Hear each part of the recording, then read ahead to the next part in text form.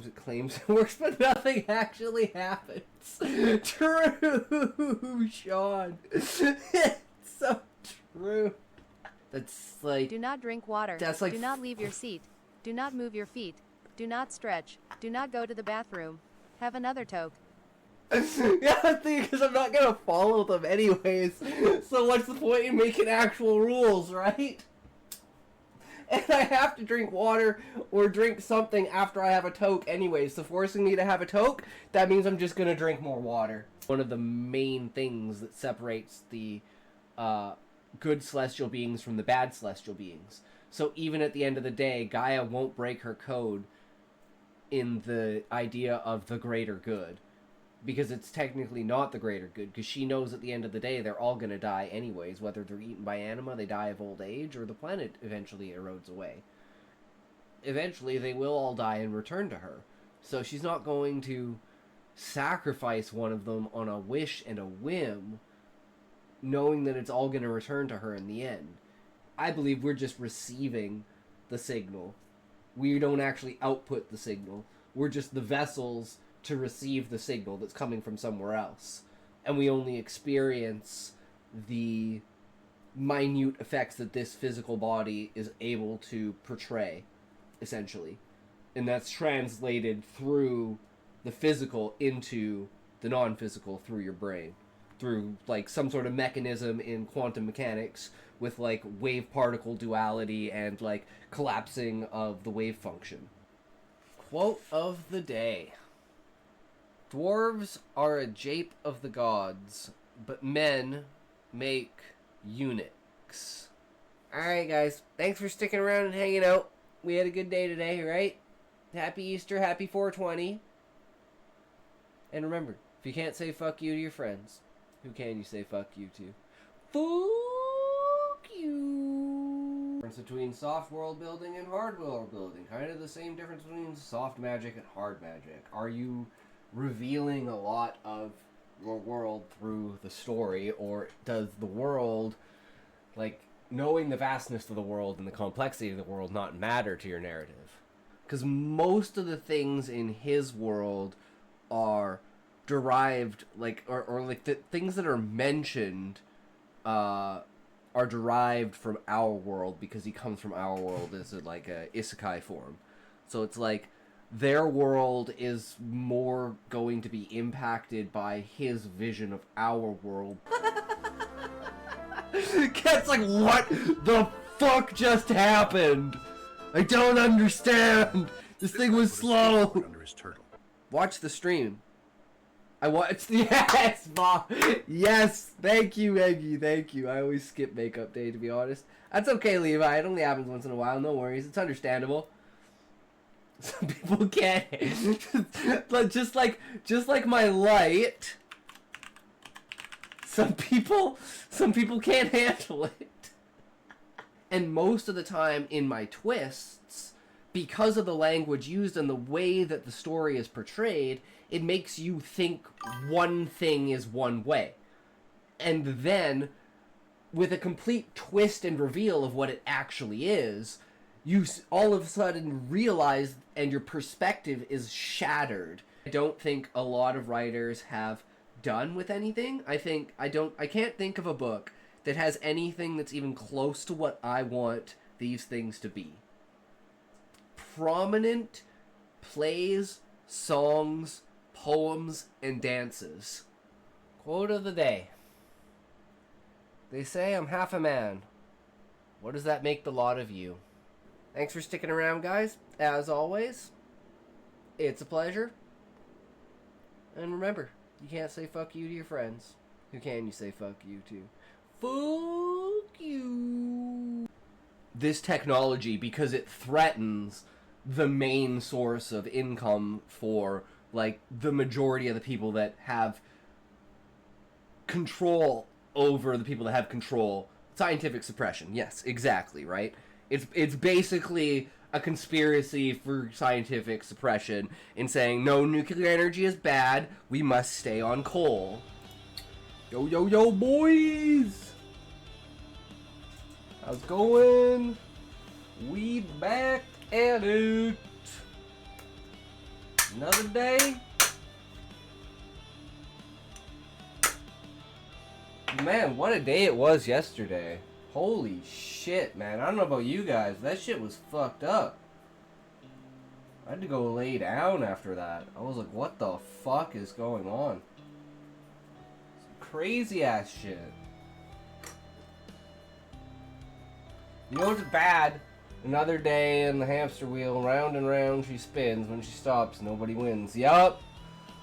Is it gonna be today? You never know when World War III is trending on fucking Twitter.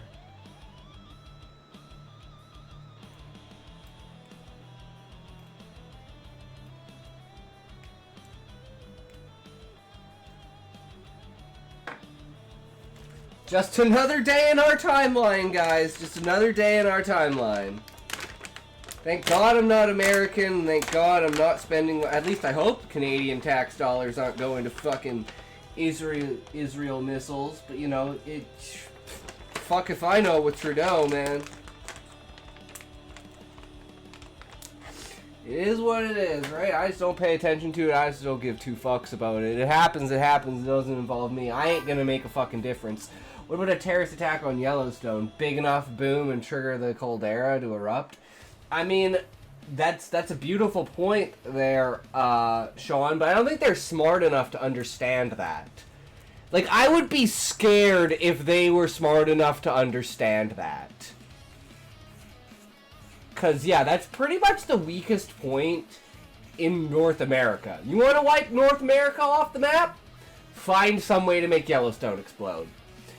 It should erupt within the next 100,000 years anyways. So, you know, we don't have that much time, guys.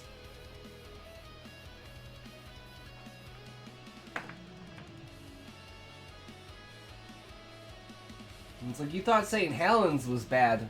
Oh, man. We have half the continent to go up. This shit's gonna be crazy.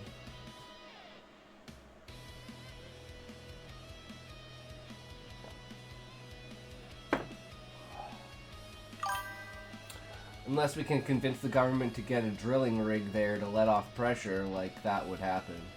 Yeah, like they care enough about that shit. It's not gonna explode in our lifetime. What do we care? It's gonna be thousands of years since till that thing goes off. Man, why are we having so many fucking earthquakes? This place is scary now. Kaboom!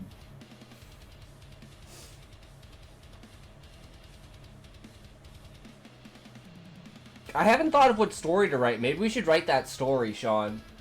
Where it's like Russian, Chinese, and North American, or North Korean, and like Iranian, like, you know, spies try to, sneak into the US and basically build like an underground bomb on Yellowstone to make Yellowstone explode. And in trying to stop them, we set the bomb off. Blow up all of North America. It'd be a fucking epic story.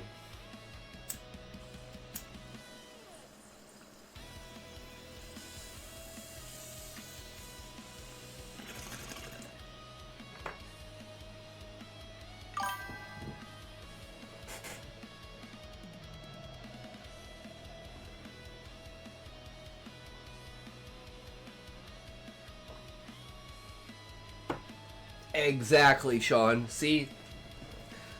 2 peas in a pod, those allies be, for sure, right?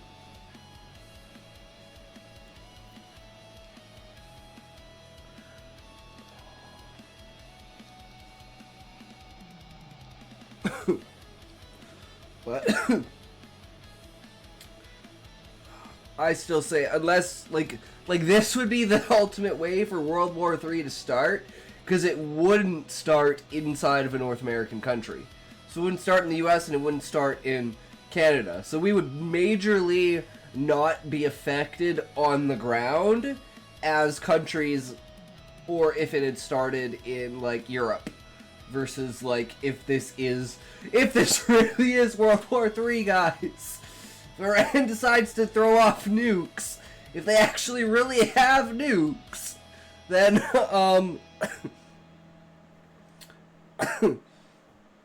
at what point in time You know, if Russia and China start backing them, what do we fucking do?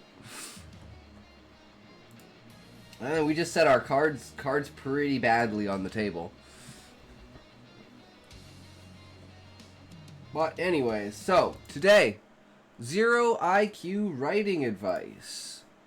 As in, like, really bad writing advice you probably shouldn't take seriously. So let's see what kind of terrible writing advice I use that I shouldn't.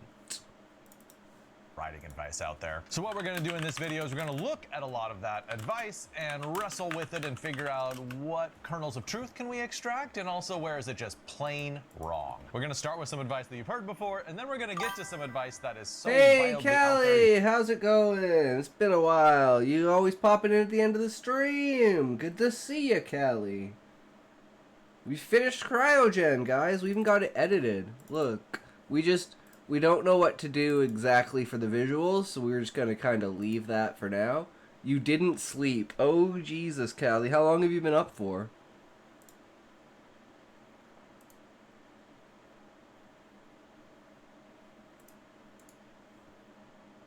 I forgot we can get rid of that. Yeah, it wound up being 59 minutes and 9 seconds. We separated out all the chapters so we could do like individual things with each chapter. But I haven't done anything with the visuals.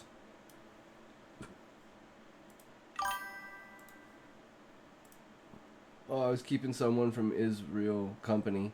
Ah, hell yeah, man. Scary shit out there, man. Scary fucking shit out there. Are we in World War III, guys? Is it gonna be World War III? Who the fuck knows? You won't even believe it. But We're good gonna for start you, with some writing Callie. advice from Reddit, where someone asked Reddit for the advice! worst writing advice you've ever received. So someone was writing a YA fantasy set in medieval times, and they said someone gave them the advice to have a lot more, how shall we say this, Congress without consent. I mean, for one, this is YA, so like, are you really sure like that's what this book needs a lot more of? But someone responds like, actually, if you're writing in medieval times, to be really realistic, you need a lot of diarrhea. I mean, this is a time without any sanitation or antibiotics. But somehow when I think of a great fantasy series like, I don't know, J.R. Tolkien's Lord of the Rings, you don't see the hobbits crapping behind bushes every other scene. So what is the actual writing advice that's being given here? It is, be more realistic. Okay, why is that such bad advice? Well, maybe you are writing a non-realistic book, right? I mean, fantasies can be very fantastical. Even romance a lot of time is basically a fantasy. You have to know the audience for your book and have to know whether they're going to want strict realism or whether you can bend the rules a little bit and include more grounded but still characters fantastic and situations. Now, I have to say that some of the time, be more realistic is good advice, but for a lot be completely unrealistic. I mean, it works totally fine, Callie. Your story is fucking beautiful. So you hit that one dead on the head with that. of genres out there and a lot of books you might be writing, it's terrible advice. And by the way, as we're talking about all these sorts of mistakes, I talk a lot more about how to avoid common mistakes in my book Fox Academy, which is more than 250 videos on all sorts of topics, from writing sentences to writing your novel, and it really helps authors get across the finish line, finish their book, and publish it. And if you haven't subscribed yet, make sure to check that out. The next bad writing advice that we're looking at is from two authors you probably have heard of. Brandon Sanderson and Tim Hickson of Hello Future Me made a video about terrible writing advice that they've heard. You need to make your characters likable. They don't have to be likable, but that's advice you hear all the time. It's like, oh, your character isn't likable enough. No one's going to read your book. And what Brandon Sanderson points out a little bit later on in the video is that likability is really only one metric you should look at when considering whether a character is good enough. They don't have to be likable, but if they're not likable, then they should be, say, relatable. A relatable character might not be likable. They might have serious moral flaws, like, say, Philip Marlowe in the Raymond Chandler novels, right? I mean, he's an alcoholic. He turns to drink to solve his problems a lot of the time. Doesn't make him super likable? Well, no. But does it make him relatable? For a lot of us, yes. Now, you might be writing a character who isn't super likable, and maybe they aren't relatable either, but I think there's a third category you should consider, and that is, are they interesting? In Cormac McCarthy's Blood Meridian, the judge is not a likable character. He's not especially a relatable character, being like 7 foot tall and having no hair and going out and scalping Indians all over the Midwest. But He is a very, very interesting character with this desire to destroy everything he cannot control. There is no other character like him in all of literature, other than maybe like Iago or Satan or something. So I agree with Brandon Sanderson and Tim Hickson on this one. Characters definitely do not have to be likable, but if they're not likable, they should be relatable or interesting. For this next installment of Terrible Writing Advice, let's swing on over to Quora, where someone asked, what is terrible writing advice that you thought was good? And one of the people that answered was Janet Fitch, who's a wonderful author. She wrote White Oleander along with many other books, and I studied under her at USC. She said that she once got this writing advice to know your theme before you start writing. Essentially, she's saying like, listen, you have to have it all planned out and all thought out before you even start writing that first paragraph. And she says like, that's not her process at all. Like, the first draft is much more I have so many themes in my book, I don't know what the fucking main theme is. The main theme is like the duality of existence. How vague and fucked up that is, yeah, there's not really much else to say with it. It's just the duality of existence. Exploratory, just figuring out the boundaries, figuring out like what this book is even about. And then in the second draft and third draft and fourth draft and 10th draft, that's where she actually figures out like, oh, here's my theme. Like, here's what I actually want to say. This is bad writing advice that puts way too much pressure on that first draft and upon writers, because sometimes they end up just working so much hard on research and all the back end stuff and don't end up writing the book. Yeah. Because they're like, oh, I don't know enough yet to write the book. No. Just Alright, I spent 20 minutes writing the worst story I possibly could think up to try to gain attention for my other writing. If you're reading stories, I'd like to see if it's a good level of bad or not. Okay, well, post it in the Discord, Beezus. I wanna see this most terrible story.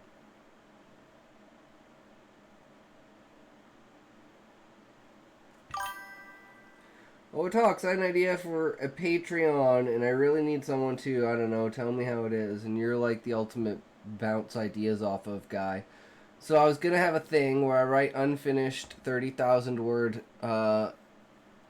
novellas, 3 to 5 of them, and share that on Patreon, and then write the full novel and publish that on Amazon. I don't know if it's a good idea. And ChatGPT says everything is a good idea. You gotta be critical of it. That you can't just let it tell you things. You gotta be like, okay, but look at it from this perspective. Like, you know, give me the pros and cons of it. Like, weigh it all out and just keep pressuring it until it fucks you over. That's usually what I do.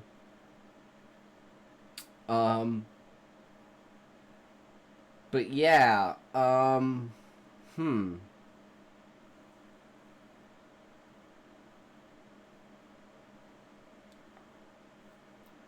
I mean, it's a plan. I don't see, like, I don't know why there would be any downside to it.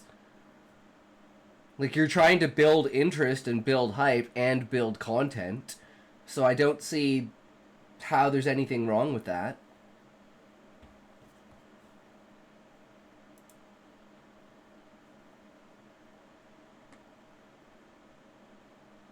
Okay, we got to see Beerus's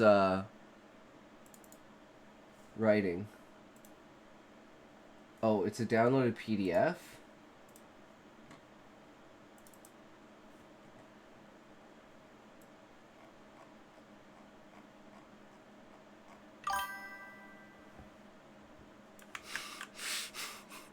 Just reading the last sentence, I'm like, Jesus Christ.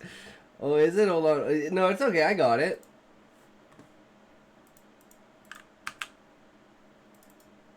Complete it right now because of the bar.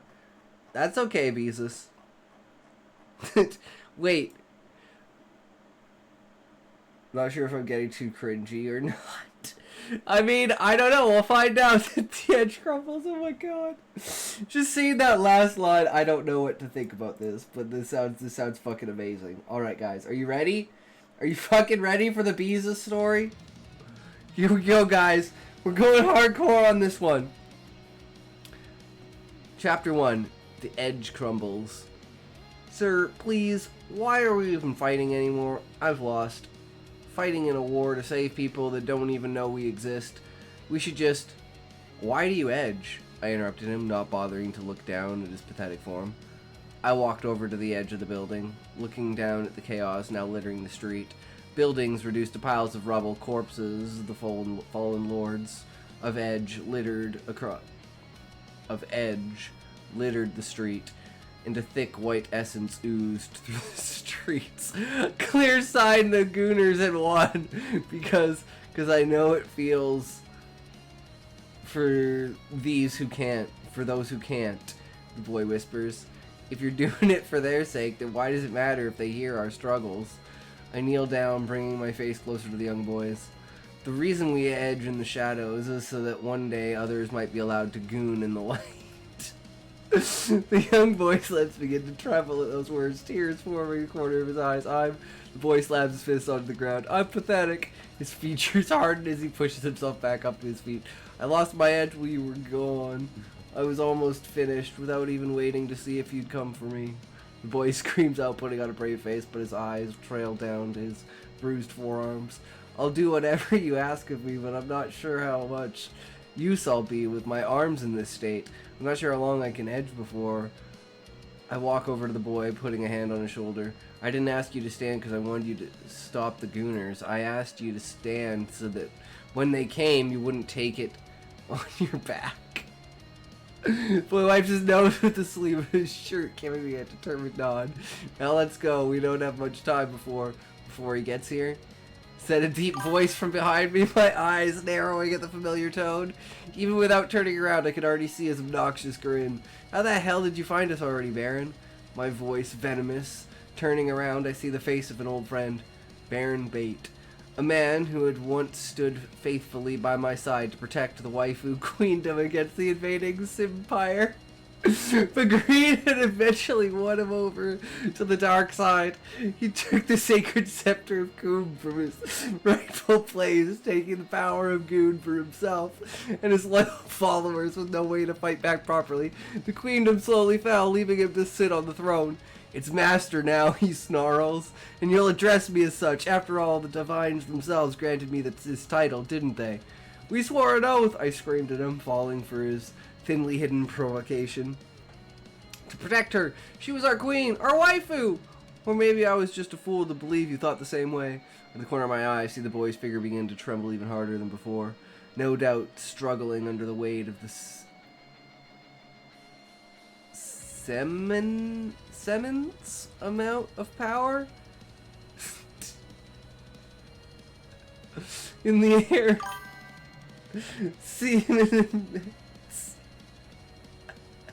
Cements.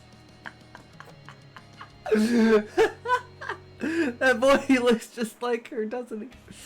Baron said, taking a step toward us. Is he? No. A man like you is too loyal. You wouldn't dare to go that far. The Baron stops in his tracks. So I shove my edge in front of his path toward the boy. One more step, Baron, and you'll see firsthand how sharp the edge truly is. The Baron rolls his eyes at my provocation. This immense. This immense. Semen immense. This is fucking amazing. Baron rolled his eyes at my provocation. I doubt you can manage to put together even one thrust in your current state, Baron said, mocking my threat. But even if you could, what use would that be? Even the strongest of Edger falls when in the presence of a goon session. Something you should be all too familiar with is one who once stood as the head of the goon squad. You may not have broken him, but you got damned close.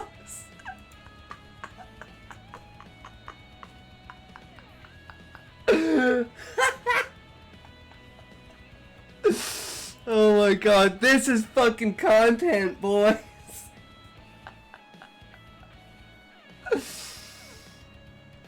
Oh, even the strongest of Edger falls in the presence of a goon session. Something you should be all too familiar with. It's one who stood at the head of the goon squad. Goon squad, the boy whispers as a hint of recognition lights up in his face. No, you're lying. He would never. The boy's voice falters after looking at my face. He's lying, right? I try to open my mouth, try to say anything, but I can't. Looking down at my feet, unable to meet either eye now.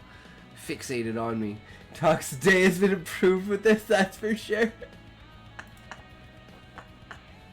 This is fucking great. I wish Eggy was here to see this. To experience this. I hope he watches the VODs. And he leaves a comment on something.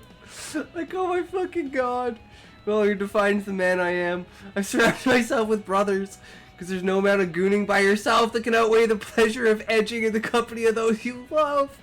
If you truly believe that, the Baron says with a cocky smile, leaning in to whisper in my ear, then why is your gooning hand trembling right now? Is it because it misses the stroke limiter it once held? Sweet pieces, we need to spam Ecky's Discord or something. We do. We need to get this to him. He needs to read this. Ecky needs to fucking read this. Stroke limiter is once held. I recoil backwards, looking at my hand in disbelief. You're lying. Maybe I was, the Baron says, beginning to pace in front of me with his hands behind his back. But if you truly believed your words, why even look down at your hand to confirm my lie? Because you lied. The trembling voice of the young boy cuts me off mid-sentence. I turn around to see him now violently shaking, his hands balled into fists at his sides. To me, to yourself, you made us believe in words you didn't believe in yourself. Didn't let him deceive you, boy. I put my arms out, trying to calm him down. So I should let myself be deceived by you instead? There's a bitter edge in the boy's voice as he meets my eyes with a newfound hatred. You were there. The day my father died, you rescued me and told me he had died at the hands of a rogue gooner. So if that was the case, then why were your hands sticky with pre-gasm essence? Oh god. There's a dark crackle of energy at the boy's fingertips, my eyes widen in recognition. Stop it, boy. That anger is leaving you open to the Baron's corruption. Edge it out of your system before it's... Why should I? The boy cuts me off, a faint smirk playing on his lips now. When it feels this good. There's a loud crackle as the dark bolt shoots from the boy towards me. I fall to my knees, barely able to dodge away from the hungering goon. This power, the Baron says, taking a step toward the boy past me. I've never seen anything like this, such untapped potential. Maybe you truly did. The Baron's voice trails off. Don't pretend you're innocent either, the boy yells at the Baron, shooting a powerful goon wave at the Baron, but before it can reach him, it dissipates. How? The boy recoils away from the Baron. Impressive, isn't it? The power you gained after decades of goon sessions. The Baron reached out a hand. Only I have access to the cave of goon, where the essence of the primal Coomer lies. If you want true power, power to get revenge on those who wronged you, just take my hand. Don't listen to him! You're not ready to goon yet, and he knows it. The power that resides in that cave is too much to handle. One goon session in. You were right about me. The boy cuts him off. Without even looking at him, I tricked myself into believing I was satisfied with edging in the shadows. I reached out my hand, trying in vain to stop the boy as his hand inches closer to the Baron's. But after feeling this power, I've realized now, the reason I edged wasn't for the sake of others, it was for my own selfish desire for strength. The scepter of Coombe that once lay dormant at the Baron's side lights up, pulsing a blazing white the moment the boy takes the Baron's hand. My father died because he was weak, and until this moment I believed that it was my future too, but now the boy begins to shake once more, but for the first time there's no longer a sense of fear playing along his face. Now there's a glimmer of something else within his eyes, excitement. The power's in my hands! The weak are at my mercy, and I'm no longer limited to edging in the darkness. Like the rest of you, the boy smiles to himself. No, you cannot, I say, futilely trying to pull him back. Before it's gone too far. Then stop me, he says, looking down at me. I try to stand to my feet, but a wave of goon knocks me off balance, sending me straight back to my knees.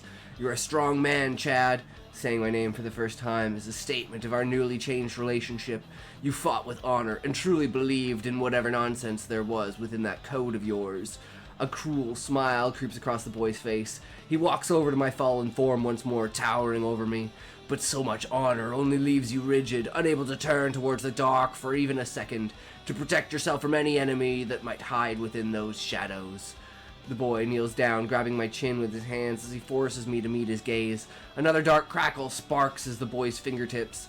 You stood as the last line of defense for those too weak to defend themselves. The boy raised his hands, placing his palm on his face. But the world won't remember you as the hero you bled for them. They'll only see the stain left behind from your defeat. Edwin, no! Edwin's smile only widens at my depression. Desperation. The intensity of each crackle growing rapidly with each second. We both lock eyes for one last second, and then he goons. Probably gonna stream another half an hour. I was edging in the dark. Cute muffin. Oh my god, this is fucking amazing, Jesus. I love it. I fucking love it. That's oh my god, it's beautiful. It's fucking beautiful. And then he goons. Oh my fucking god. You are a master there, Beezus. The story should go into AO3. Oh my god, it's so good. Fuck me, that's so great. Oh man, need a toke. We need a toke, boys. This shit's crazy.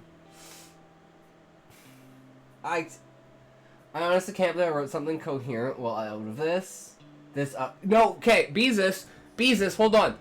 What did Stephen King say? People were like, man, you are really dedicated to writing. And you know what he said? No, it was the drugs and cocaine. It was the alcohol and cocaine. Are you sure that what you read wasn't created from your last toe?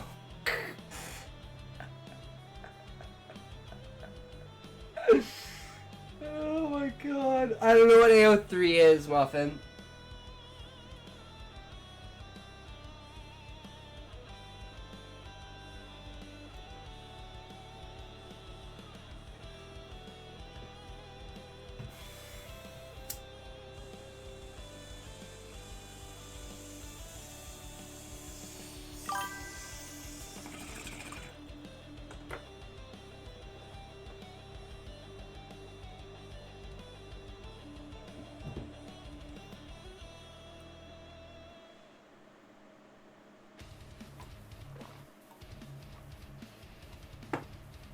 The hell is AO3?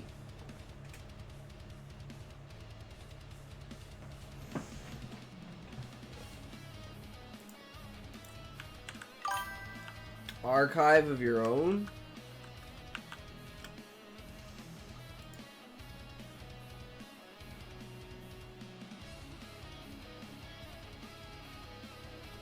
Oh, so it's just a place. It's just an archive.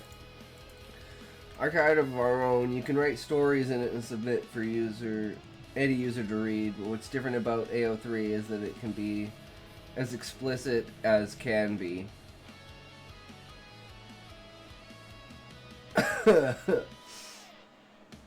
So there's basically no filtering.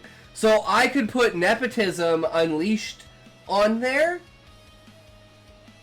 Gooning and edging isn't explicit. It's more like the Sith Lords versus Jedi. Yeah, I totally got that, Beezus. And it's like, it doesn't actually state anything explicit, only if you know, you know. If you don't know what those words are, you would think they were just made up words that were just like thrown in to like, you know, like the Force or whatever, right? I love that he turns his edge towards him. That was fucking beautiful. Humor is just subverting expectations, man. And you subverted all the expectations. Write the book. You can always fix it up later. And if you want a little bit deeper discussion on this, watch my video on 9 beginning mistakes that writers make about theme. The next absolutely terrible writing advice that we're looking at comes from Medium, where Emily Schultz wrote a post called "The Worst Writing Advice Ever." She said that the absolute worst writing advice is the phrase, "Kill your darlings." Kill your darlings is a phrase attributed to William Faulkner, but actually it comes from Arthur Quiller Couch. Kill your darlings just means when you really, really like something in a story, you should probably cut it. And it's just this attitude of being an absolute savage when it comes to editing your own work. Now, she says this is terrible writing advice because what you like in your book should not be treated as suspect just because you like it. Like, maybe you like it because it actually is good. Yeah, that's why it's like when I get those sayings and stuff like that, I'm like, I don't want to get rid of this. I don't care if it's bad or not. I like it. And if someone really tells me it's really that bad, alright, I'll get rid of it. You can just go in AO3 and search up straight furry porn. Like pictures or just like writings? Because of course there's gonna be furry porn on there. 100%. Damn. Well, it is what it is, right? Good. And she points out that the actual debate is not whether we... There's 90% horny lesbians now. So I should put a lot of Fuda mommy dommy, like bondage type stuff on there, right, Beezus? They love that shit? It's mainly what I read in there. Actually, good stories on there. A lot of detail. Goonable, too.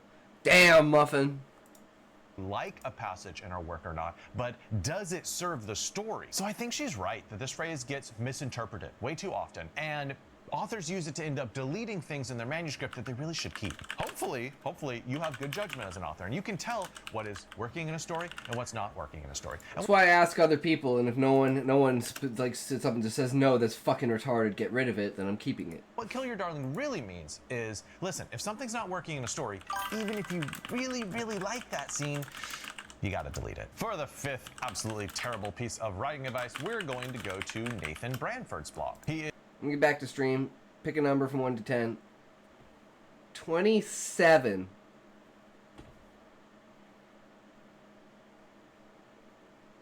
Did I win? Guys, did I win? Fuck you, Muffin.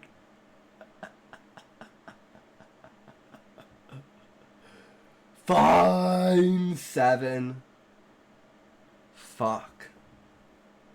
Just make it too complicated. You're making it too complicated, Muffin. Is a former literary agent. He also wrote How to Write a Novel, and he is the author of the MG series Jacob Wonderbar. Of course, and he just 7. asked this question on his blog, like, hey, 7 for the what win. is the worst writing advice you've ever received? And honestly, I always can't 7. believe what people left in the comments. I mean, they just came out of the woodwork and shared stuff that is truly wild. And one of the wild things came from Karen, not a Karen, but her name is Karen. And she said that an English teacher told her happy endings are easy, unsatisfying, and unrealistic. Jeez, I mean, I'm sorry that your dog and your mom died on the same day, but maybe take some time to mourn and don't be giving out writing advice. There is absolutely nothing wrong with a happy ending. I think what this writing advice could be altered to say is you have to do the work to make sure your happy ending is believable and doesn't come off as cheesy. That's a much more nuanced version that you could actually like extract a grain of truth from. Now the question is, how do you do that? Well, I was watching a show in the Yellowstone universe, and I'm not gonna say which one because I don't want to spoil it, because I'm gonna talk about the ending right here. And in this show, they have two storylines. They have a romantic storyline, and they also have defending the Yellowstone Ranch storyline. Now, one of those storylines ends in a horrible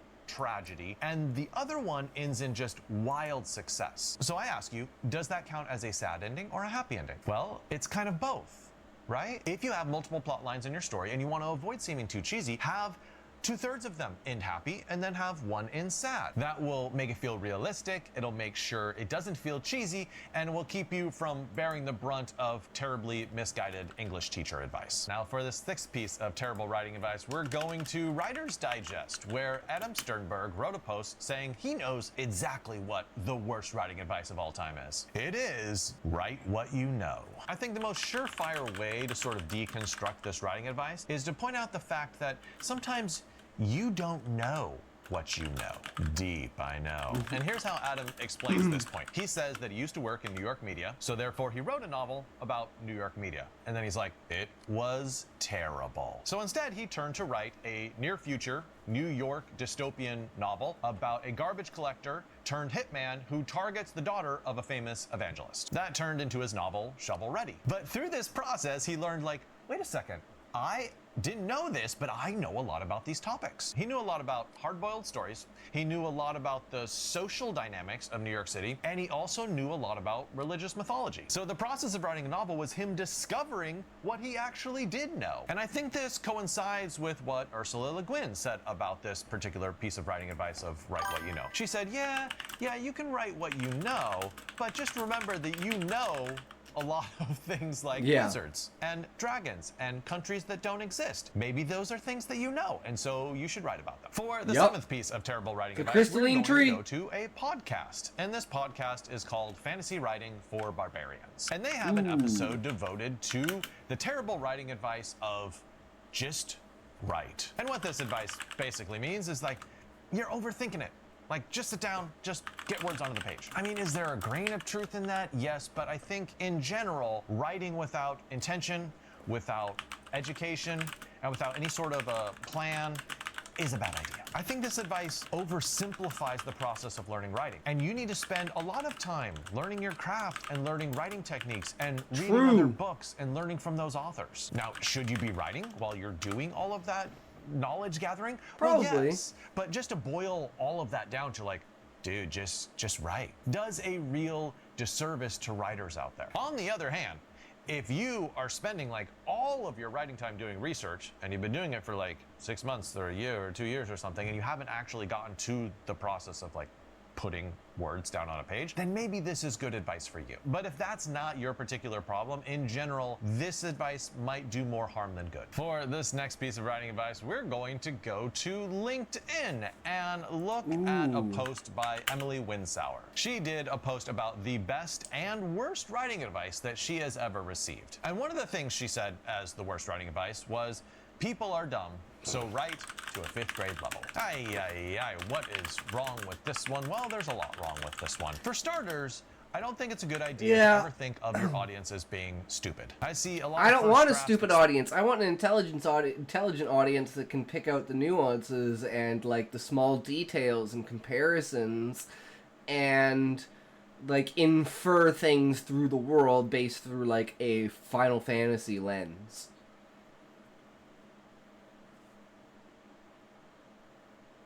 Pretty much. There doesn't really need to be anything else there, right? Spell things out way too clearly, and I'm like, trust me, your audience is going. And if you don't need, it's like the idea of Lord of the Rings. Like, you don't, in order to enjoy the story of the Lord of the Rings, you don't need to know that Gandalf is a Maya, right? You don't need to know that Sauron is a fallen Maiar. You don't need to know who the Valar are. You don't need to know, like, anything really about the past. You just kind of need to know that Sauron's bad and he made the ring. You don't need to know how the rings were made. You know, it doesn't even really show the other rings because just the Nazgul, right? But it's like, there's so much you can infer in the background from just, like, the opening passage kind of idea of, like, setting the world and where it is right now. And that's kind of like what this dungeon is supposed to do in chapter 1, is set the pace of the world and the understanding of the world as like, this is the ultimate challenge that's never been completed. To get this from the context. You don't need to explain it to them. But what this advice is really focusing on is diction level, right? Should you use simple language that, you know, a 5th grader can understand? Well, on one hand, will that sell more copies of your book? Yes, you have a better chance of selling more copies of your book if you keep the language simple. But I will say that simple language doesn't necessarily mean bad writing. You have to do a lot of work, like, say, Hemingway did, to make sure that those simple words end up adding up to something beautiful and profound. In general, I think you need to have a sense of who your audience is, and then you write to them.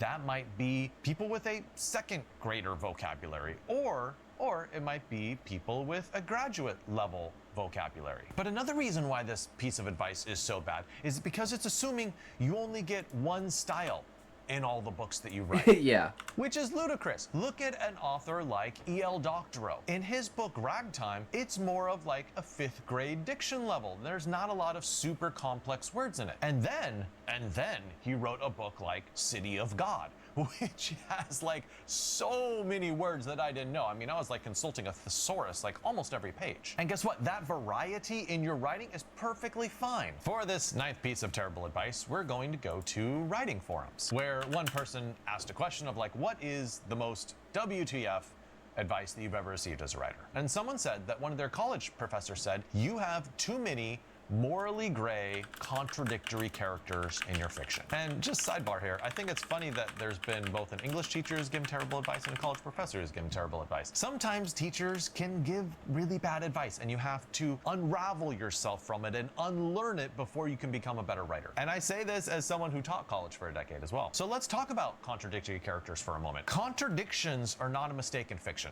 They might be a mistake in logic, they might be a mistake in science. They are not a mistake in fiction. They introduce a complexity in your fiction that you want. Why? Because people are often contradictory. They often say one thing and do another. They often think one thing and then act against their interests. If you want to mirror the complexity of real human beings, you should absolutely make your characters contradictory. But let's also address the other thing that he said, is that the characters are morally gray. Now, there's a lot of genres out there with very clearly demarcated lines between good and evil. Like a good percentage of the Marvel universe feels very much this way. But even in the DC universe, you get a character like Batman, who starts to get a little morally gray in places. But just speaking personally, I find morally gray characters absolutely fascinating, and I definitely want to read more of them. Now, if someone absolutely can't tell like who to like and who to dislike, yes, that can be a problem in your fiction. Like if absolutely everyone is morally gray, who are we really cheering for? Okay, I could actually get behind that critique. But in general, morally gray and contradictory characters are rich characters that will fuel your story. For the 10th mistake, I actually debated whether I should include this one, and I thought, you know,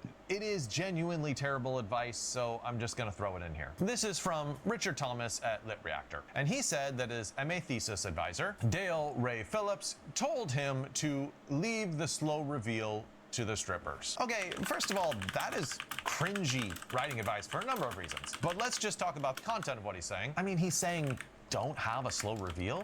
I feel like the history of literature is about slow reveals over the course of an entire novel. Now, maybe he was saying, oh, your pacing is off, like the middle part, it stops being slow and grinds to a halt. Okay, that can be a problem. But if you have a decent slow reveal over the course of a whole chapter or a whole novel, that is the essence of good writing. You can name a million books that take the entire story to slowly reveal some sort of secret or mystery. That's a good storytelling device. For our 11th mistake, we're gonna look at dripping quills, the worst writing advice you've received. In this forum, someone said they were told that your writing is terrible, you should stop coming up with ideas, stop procrastinating, and just do something with your life. But then look at who this was attributed to. Oh, it's her. Sometimes the worst writing advice that we hear comes from ourselves. We have these dark thoughts in our head like, you should just give up. You're never gonna amount to anything. It reminds me of that Scooby-Doo mask reveal Never stop, never give up, never surrender. Who's been keeping me from writing? And then they it's take yourself. the mask off the other person and it's like, oh, it's me. Listen, do not give bad writing advice to yourself. You are the most important advice giver to yourself. So don't mess it up. Don't be negative. Don't be down on yourself. Give yourself the advice that you can do this. I'm gonna end with a piece of advice from Toby Litt's Substack, where he's talking about bad writing advice, and then he ends with this gem. The ability to ignore all advice and even common sense and just barrel onwards, that is the best advice. All right, everybody, please comment below with what you found to be the absolute worst advice in this video, and make sure to like and subscribe. Happy writing. True. Alright guys, so we're not quite 100% sure on this. We don't really have an idea for a new story. So I was thinking, we gotta go into Grok, and we gotta see if we can get some images for, Cryogen.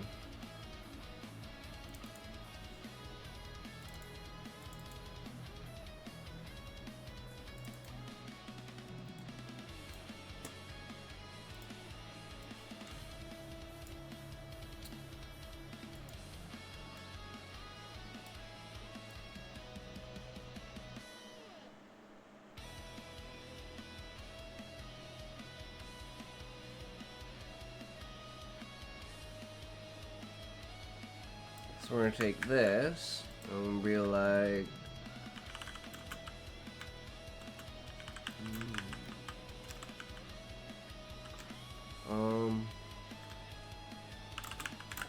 Let's say. Okay, let's just do this in here so then we have an actual copy of it. Where is this? Okay, we'll go down to the bottom here.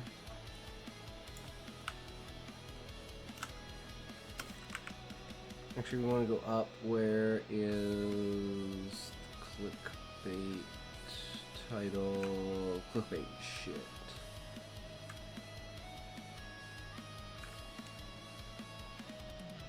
Right. We don't want that. This is.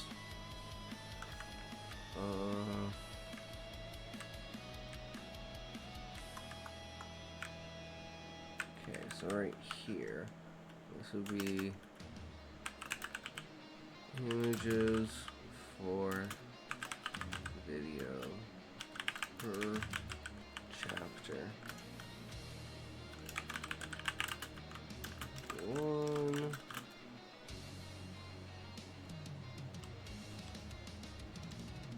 How do we say this?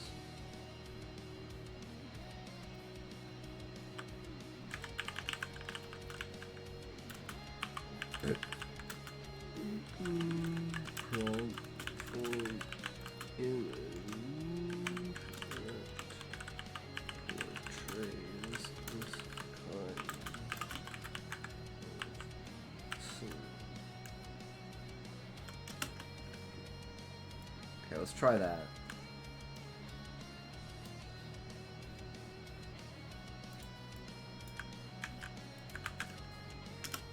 And then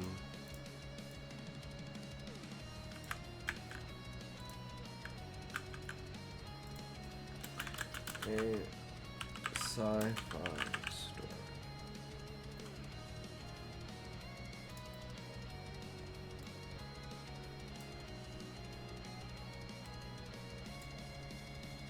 See what it gives us. Take a toke, boys. Take a toke. Get your tokes out.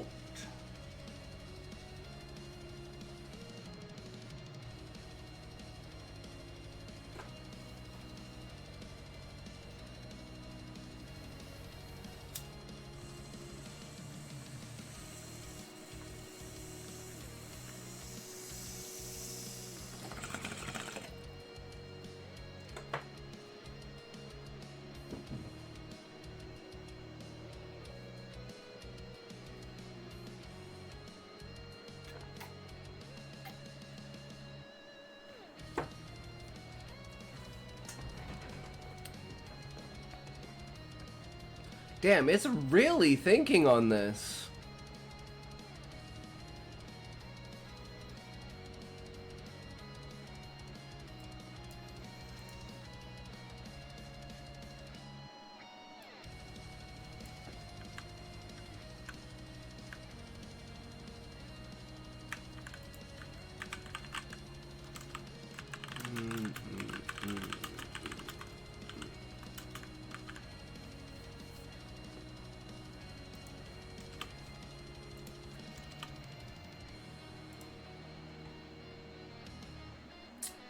See what kind of image we get, guys.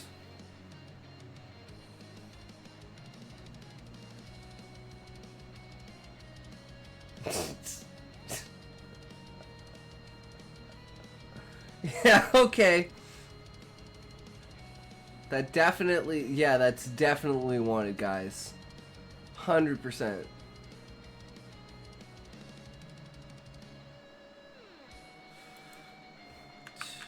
Okay, let's try this again.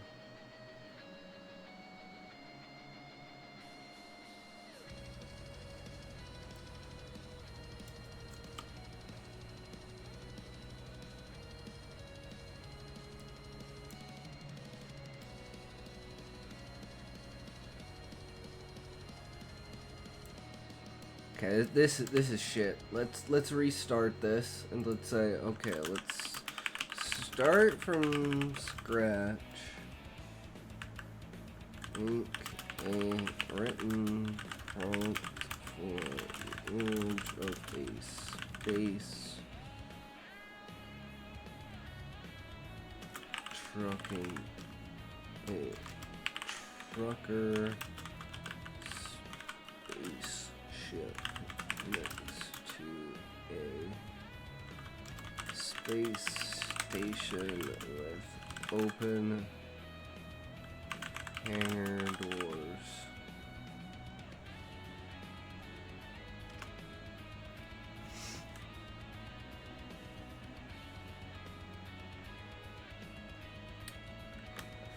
Let's see what he thinks about this one.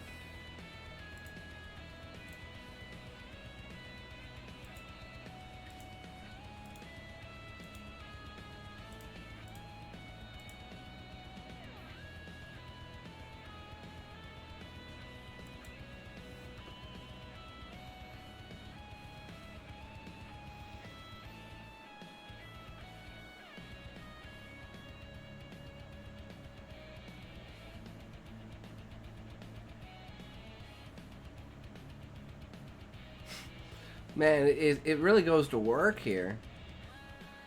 Straight is seen in outer space featuring a rugged industrial cargo ship designed for interstellar hauling, positioned next to a sprawling space station. Spaceship bears signs of wear, such as scratches and faded paint, emphasizing its history of extensive use. Hovers near the space station a large modular structure with its massive hangar doors fully open, revealing a cavernous interior bay where smaller vessels and equipment can be seen. The background is a vast expanse of space dotted with stars and possibly a distant planet or a nebula, adding depth and scale. Perspective should capture both the spaceship and the space station clearly with the open hangar bay doors. Okay, that sounds pretty good. Create an image of that.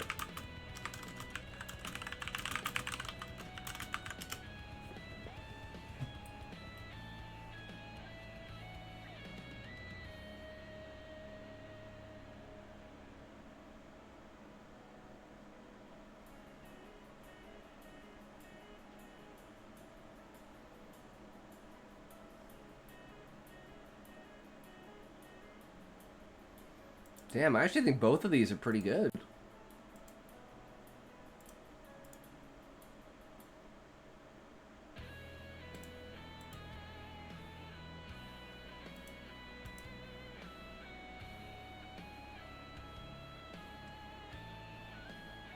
Hell yeah, I'll take that. Okay, that's step 1. Chapter 1. What about chapter 2?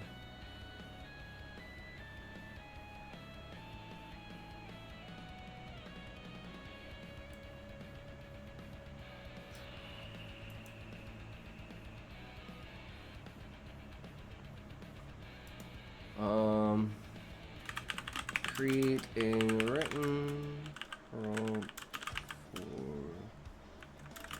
image of a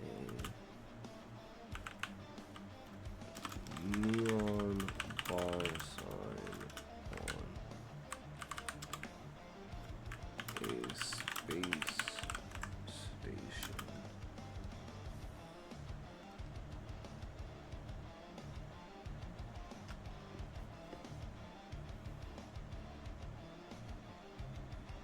Here we go. We're big dicking it all the way home, boys.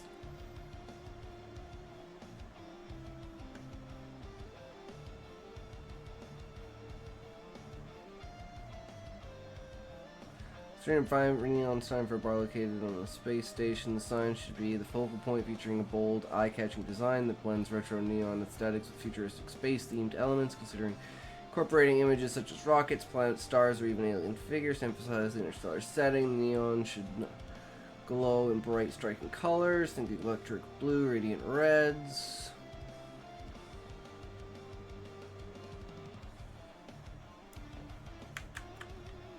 Okay, let's see what it says.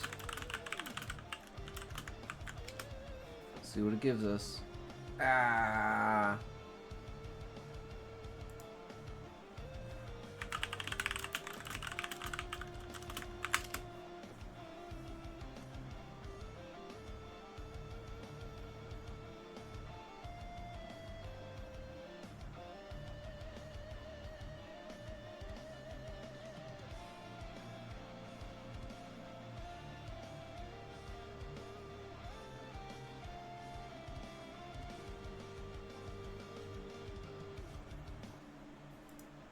I mean, why not, right?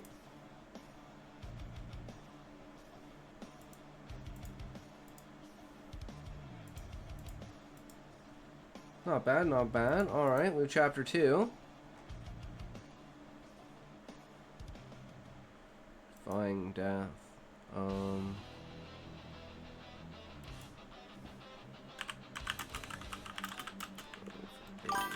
And Smokey, welcome, welcome. How's it going, good buddy? How are you today? Feeling generous? Feeling full of points? Feeling mean? And savage? Side of an engine room. Outdated, overused spaceship with valves, pipes, scaffolding scattered.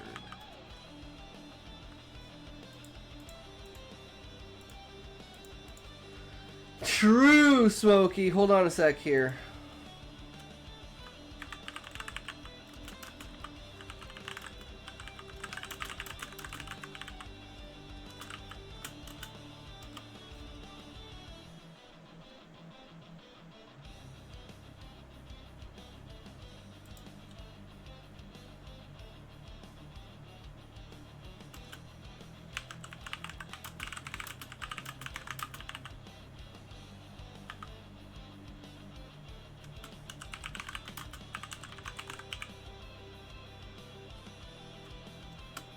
Here we go. We are creating images for Cryogen for each chapter, Smokey. We finally finished Cryogen. We were going to write a new story today, but I couldn't come up with any inspiration. Only thing of is World War III, because World War III is trending on X. Yeah, World War III, guys. Are you ready for World War III?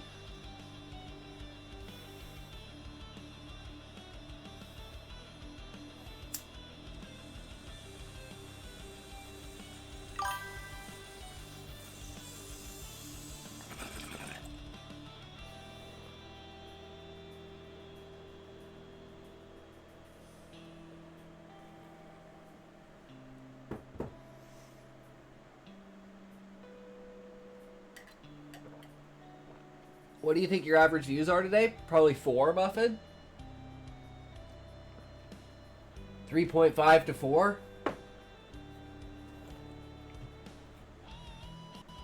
Oh shit! Muffins rated my stream with Oh 12 shit! Welcome, Raiders. The preamp! The motherfucker with the preamp! Oh, I love it, Muffin! That was fucking badass! Thank you for the raid, Muffin. Muffin's popping the fuck off, guys. He is a beast streamer now. He is fucking shit up. He's a fucking badass, guys. It's insane. I told him he's gonna pop off if he starts fucking streaming. Boom. Welcome, welcome, everyone. True.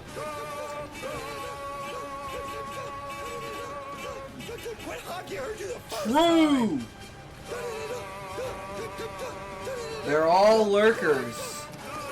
Well, you can still try and talk to them, Muffin. You never know. I'm a lurker. I still like people talking to me. I never type in chat unless I'm like, you know, like there's a reason to. I just lurk because I like lurking because lurking's the best. That's why we got the lurk. Brothers, just burrow your lurkers, guys. It's all good. I wonder what Grok would come up with my aberrant core. Man is being reincarnated and told they must become a dungeon core. They disagree. Man is told by the angel that there's no choice. Without cores, the miasma would build up to toxic levels as people use mana to perform magic. Cores take in miasma and use it to create monsters, which when killed drop loot and release purified mana. Man asked to become the first city core to create a stronghold for sentient races rather than a murder box maze. Oh, that's interesting, Sean. That's interesting. I'm pretty sure I'm gonna be banned off Royal Road for trying to post that goon story. I gotta get some water in me before I make some bad decisions. Put it on Kindle, Beezus. That's where all the spicy stuff is. You might get banned on Royal Road. You won't get average views 13, but live views 185. Well, there you go, Muffin. That's fucking insane, brother. That is exposure right there, man. Just make an impression and people will fucking come back. That's what it's all about. Just keep it up. Alright, so we have this image prompt. Illustrate the interior of an engine room aboard an outdated, unused, overused spaceship, steeped in a gritty, chaotic atmosphere. The room should feel cramped and industrial, with a labyrinth, rusted valves, pipes, and scaffolding sprawling across the space. Their surface is worn and streaked with grime from years of neglect. The machinery appears aged, with exposed wires, leaking joints, and dents emphasizing the ship's heavy use and outdated design. Add a sense of urgency with scattered alarms blaring, their shrill warnings cutting through the air, with red lights flashing erratically, casting a stark, ominous glow across the scene. Light should be dim, with red flashes creating dramatic shadows and highlights in disarray. Spilled oil, scattered tools, and flickering control panels. Subtle details like a lone engineer or crew member in the background, dwarfed by the towering equipment struggling to manage the chaos. Nah, we're just gonna do the first two. Nice, Sean! I think it should be okay, providing you put proper warning tags on it. I could be wrong, but meh. I mean, the last thing you want is to get banned. Maybe put it on like a fake account, and then do it. You know, like make a whole new account for like spicy content. Raymundo! Welcome, welcome, brother. How's it going, good sir? How are you today? We are creating images for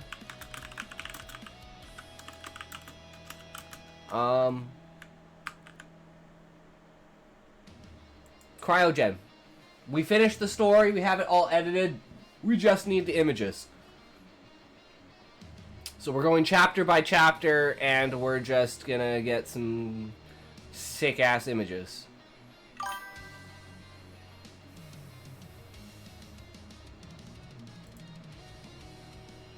Damn. That was pretty decent. I mean, yeah, it's pretty much what I imagined, you know? Alright, so that's chapter 3 done. Sweet. 3 down, 12 to go. Giving Iron Lung. Anything... I think the mods that check the story before it posts simply wouldn't allow it to be posted. Ah. Iron Lung.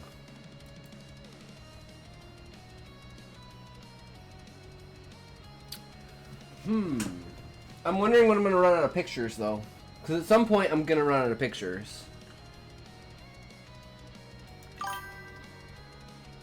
Excited for the Iron Lung movie.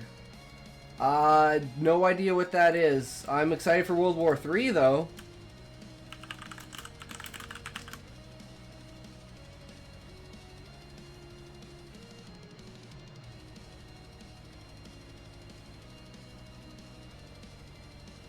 I have no idea what this Iron Lung is. But, okay. Okay. I don't really have time to watch movies, so I can't really say there, Levi.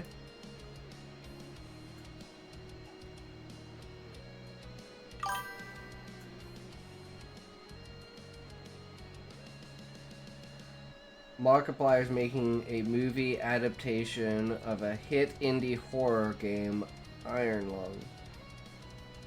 Interesting. Interesting.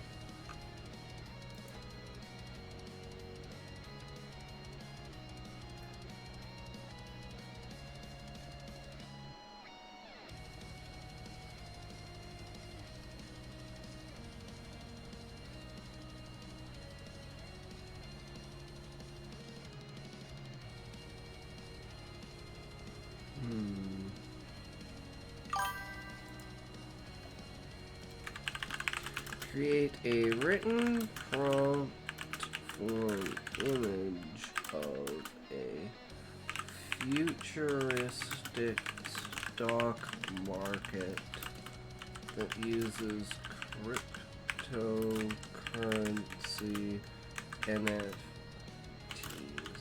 as its galactic standard of investment currency.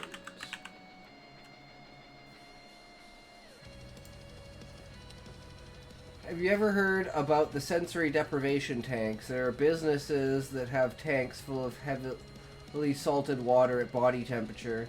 You enter the tank and close the doors, you're floating, can't feel any temp variations, hear any sounds or see anything. Average time in a tank is 15 minutes to an hour, though how much time you experience inside the tank is entirely in your own headspace. It actually does sound like a cool concept for a movie. When is it coming out? Interesting. For instance, the game is you're a prisoner in a cramped submarine in an ocean of blood on some unknown moon. You have to navigate blind using charts alone. Interesting, interesting. Sounds really cool. Story: a futuristic stock market set within a sprawling galactic hub. A cryptocurrency NFT serves as the universal standard of investment currency. The scene should depict a high-tech trading floor orbiting a distant planet with a sleek cylindrical space station illuminated by neon lights and holographic displays. The central focus is a massive dynamic holographic trading board showcasing fluctuation values and NFT assets.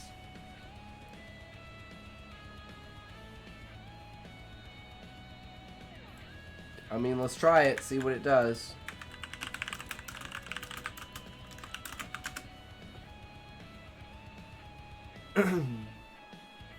It's done being made. I think they're just working on distribution. Just imagine if you were in one of those tanks, how many full-length movies would you create in your headspace before that 15-minute timer went off? And somebody opened the door for you. Sensory deprivation tanks sound like something you'd die in a Final Destination movie. Yup. Okay, this top part is kind of like perfect.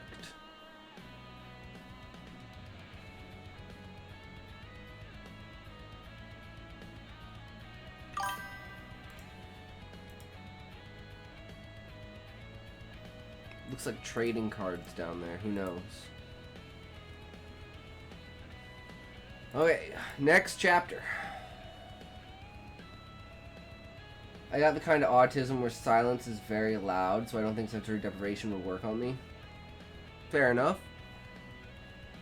I want one. I would be so relaxing to my sore body. It would be so relaxing to my sore body. True, Sean, true.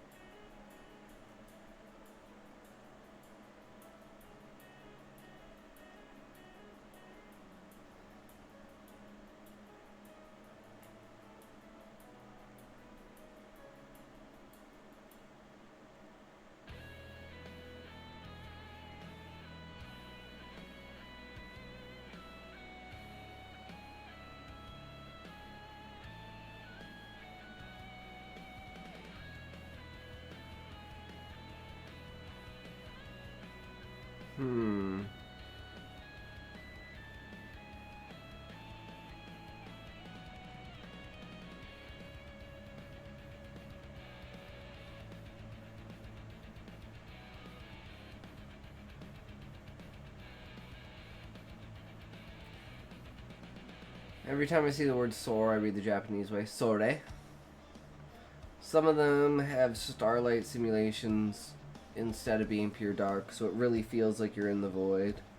Nice.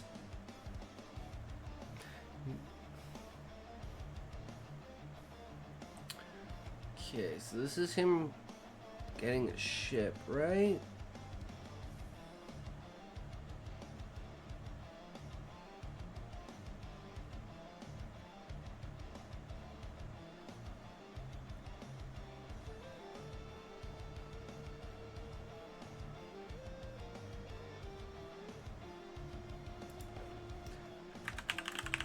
in front of a trucker cargo spaceship.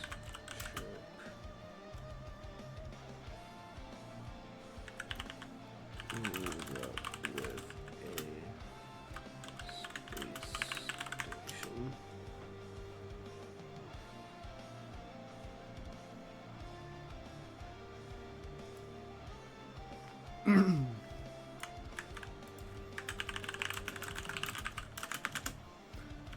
See what it gives us.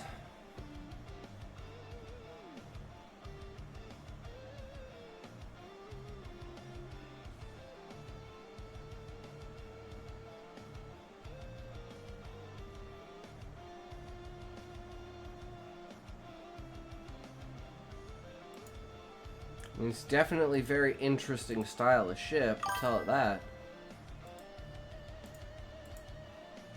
The achievement system has changed for affiliate. You used to have to get 3 average viewers for the past month and have 50 followers. Now it says minimum of 3 viewers on 4 different days and have... Yeah, they lowered the barrier to entry of being affiliate. Which I think, honestly, is, like, dumb, because you like, don't want to be affiliate, because then you have ads, and then people see ads on your channel, and then people leave. I think it's fucking stupid. You should be able to get affiliate and not have to deal with ads. You should be just able to turn all ads off, all pre-rolls, all everything. Just turn all ads off. Yeah, but look at the money. I'll show you the money. Guys, I'll show you the money.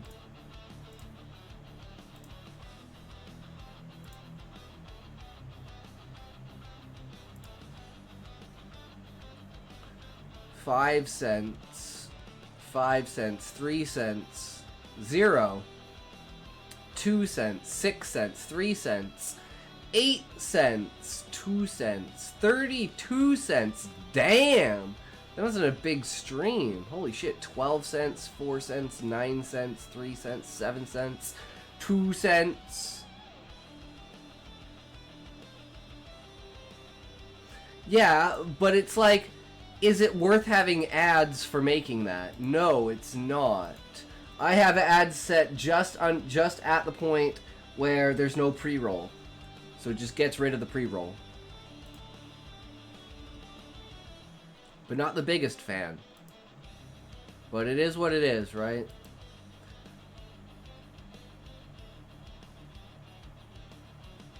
I mean, to be fair, Muffin, it's more about the ability for people to now sub to you.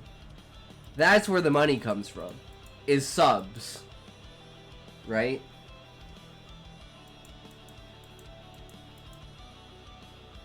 And I guess people will sub to get rid of ads if they really want to be on your channel, right? Like, a couple of you have done that, or do that. Or you just want to support the channel by being a sub, I don't know. But, I mean, I appreciate it. This is what it is.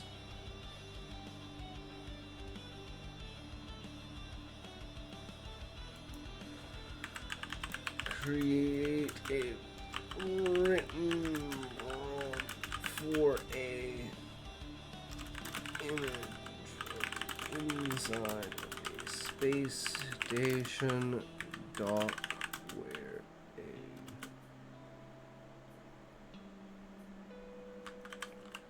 ship has engines protruding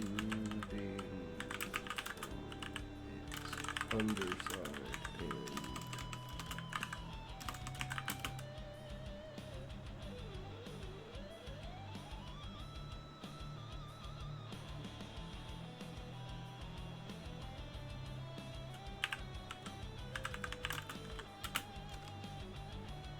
and rubber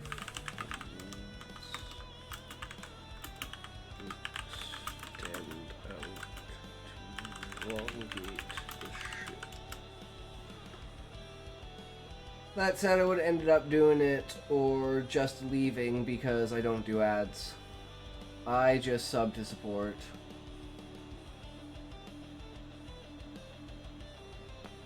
Yeah, I hate ads, Levi. I absolutely fucking hate ads.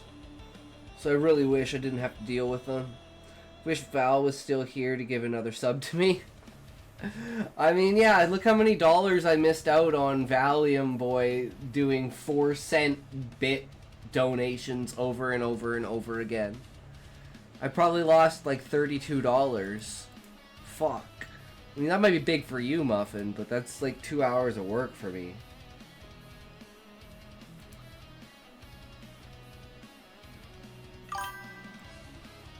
Levi underscore J underscore Robinson Cheerdex 4. Thank you so much, Levi underscore 32 J whole underscore dollars! is much appreciated. Not real Less dollars, than just 4 Canadian dollars. Robinson Thank you +12 for the bits, Levi. Dude, what are you doing? I'm giving you my earth germs. It's been a I'll kill you while. with my cold. Die, alien. I'm an alien, Parents still owe me Joey. I'm a $1,400 bucks. henchman. Damn, Adventure Muffin. brother. Who the hell are you? That's crazy. Thanks, friend. Yeah, I doubt that. Would you believe I'm Brock Sampson's long-lost son? If that were true, I don't think I would have caught you so easily. I couldn't run because I had a lighter up my ass. Okay, now I believe you're Hank. Oh my god.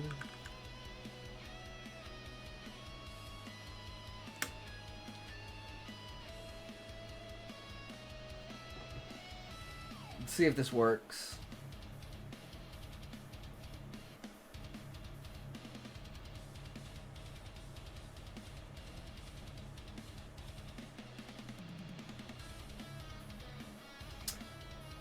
I mean, it's interesting, right? Could be the back, that could be the front. It is what it is, right? I gotta take a break, 6.5 hours on only TM. Fuck you. Fuck you, Muffin. Yeah, man. Take care of yourself. Take it easy, buddy. Peace out. Have a great day. Lately, I've been really entertained. Writing essays is fun. Hell yeah, Raymond. Putting your thoughts down on paper. Good morning, Eddie. How's it going, brother? How are you, good sir?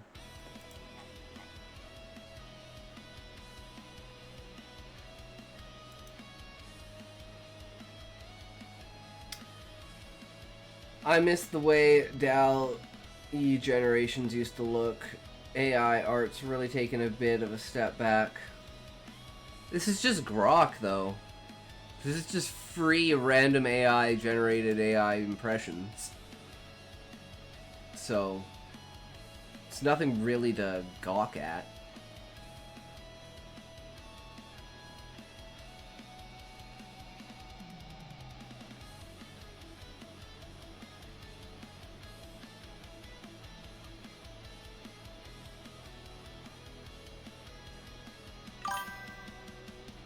Yeah, but everywhere it's got this layer of AI artifice that didn't used to exist.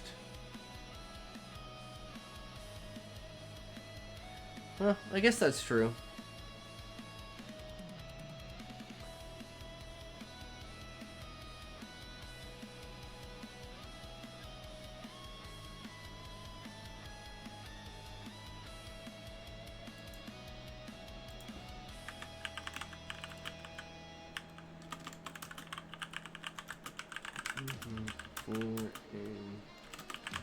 Inside of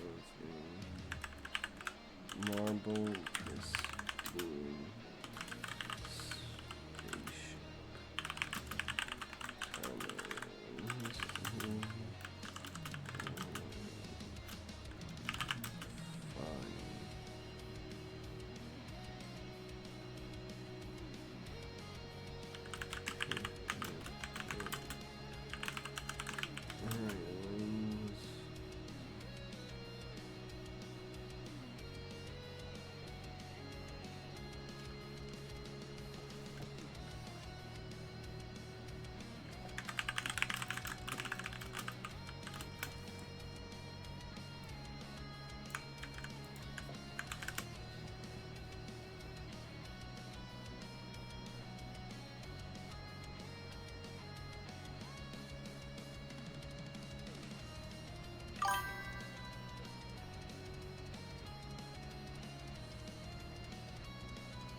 Damn, this is actually pretty decent.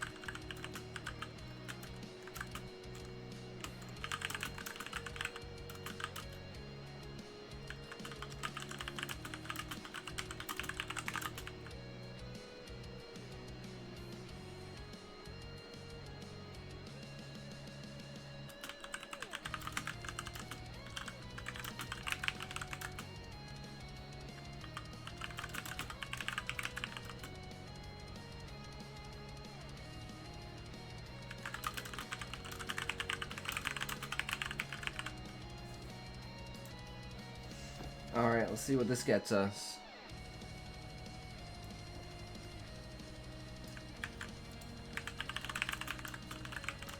Wonder when we're gonna run out of images.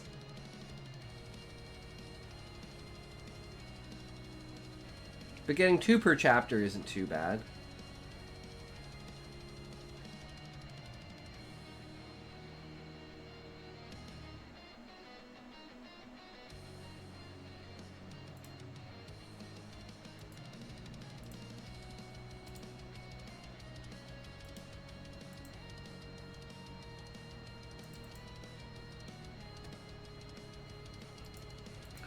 I mean, it's definitely striking. I'll give it that.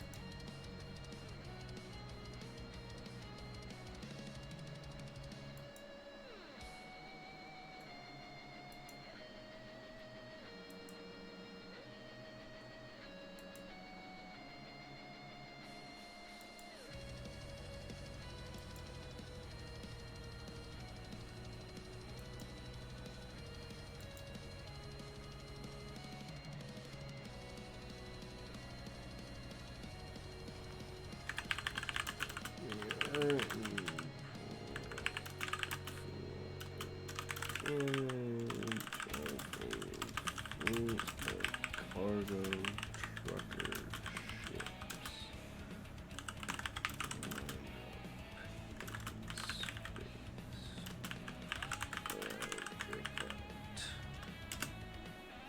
Something like that.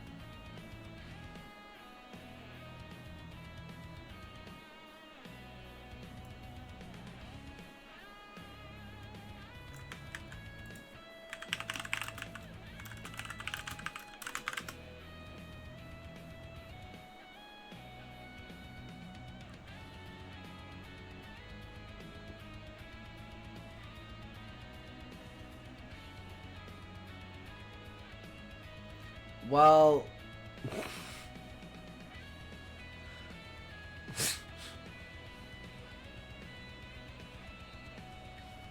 not quite sure about that one, but I think it's funny. So,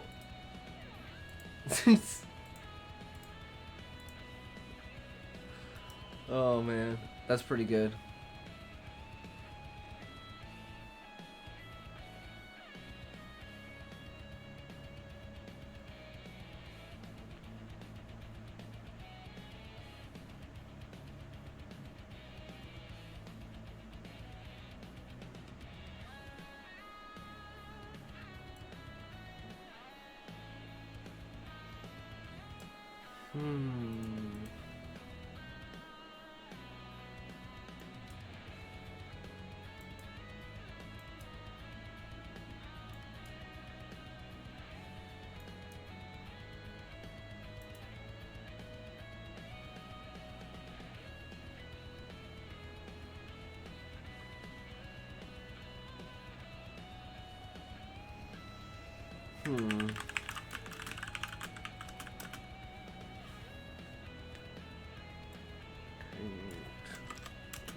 Written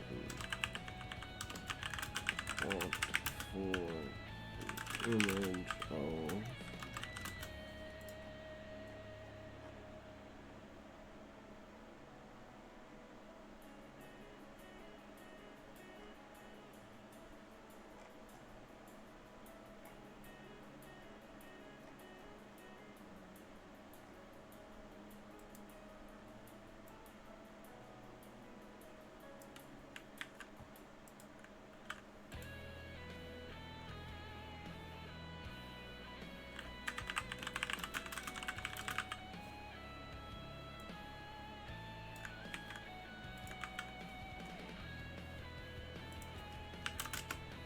see what we get.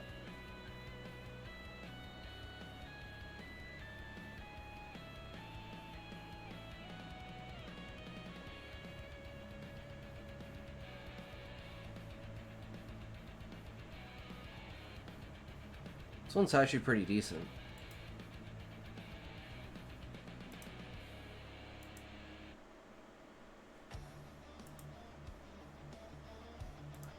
Not so much this one as far as the face goes, but we could probably use it for something else. You know, always good to at least have. He looks like Sopranos character.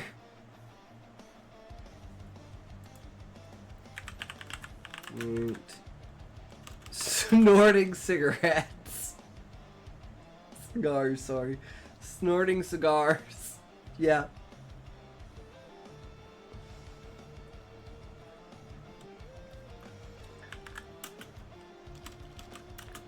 Create a written prompt for an image of a futuristic medical station where Neuralink implants are embedded into humans. True Eddie in the mix, pump it up, pump up the jam, pump it up, pump up the jam, pump up the jam, pump it up, pump it up, pump up the jam, bro.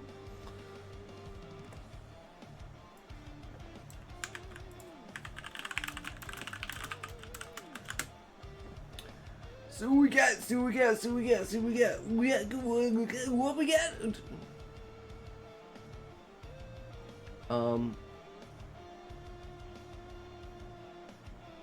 Wait, what?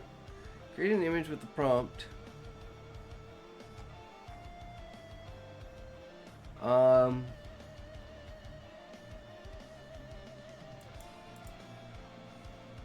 What? Let's go back to the beginning and start from scratch. Can you create an image of this?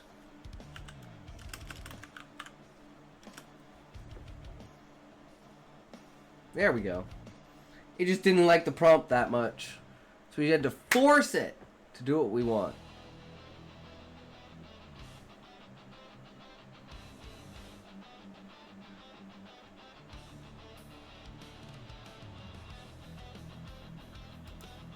I mean, that could be used for something. You can get, like, some of this, right? Like, it's really fucked up here, but, you know, shit happens. You only need some of the image to be what you need. So, I think that'll just serve its purpose.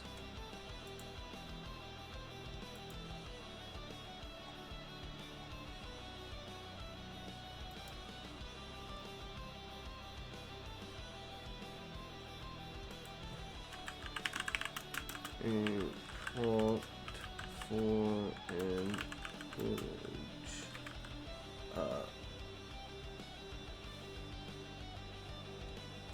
Collage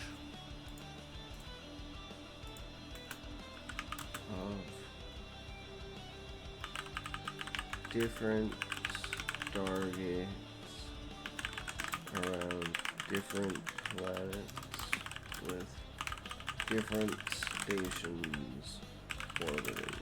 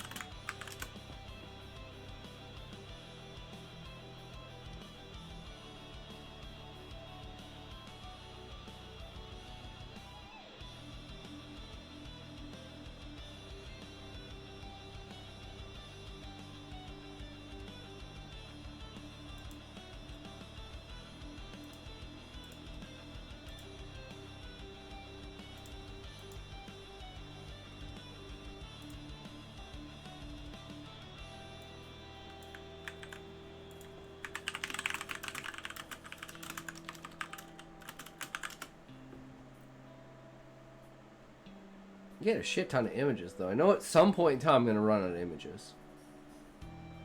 I've just been expecting it to happen every time. It's just not happening.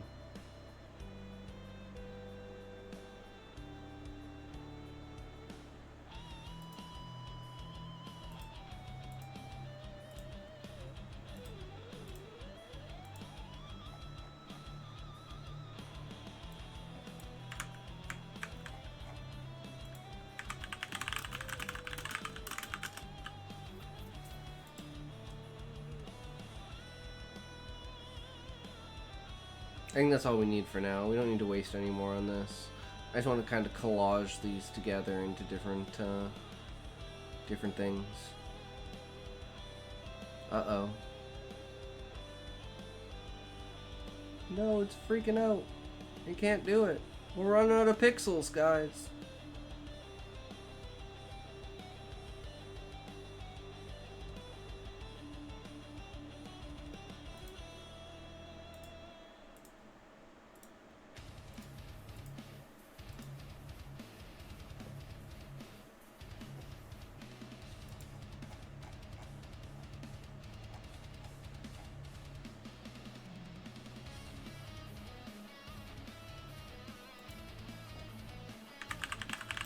A written prompt for a futuristic lecture hall at a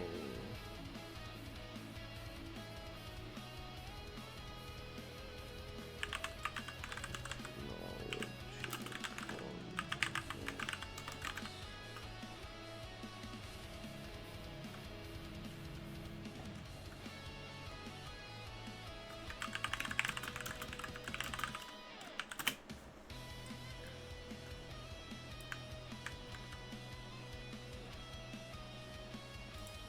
I'm just gonna get rid of that last paragraph.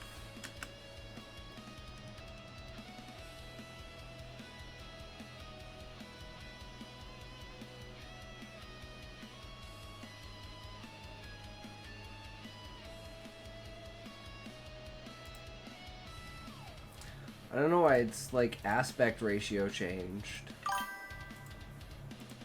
Was Beezus' story gooned into another world? Because it's up on RR, if so.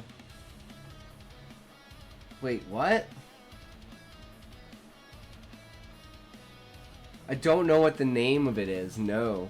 But, that would be pretty funny.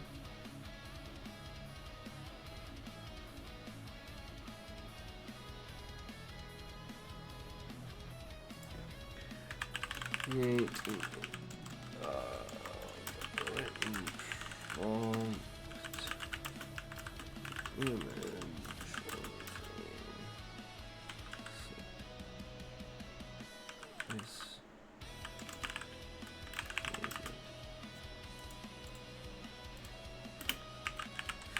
futuristic space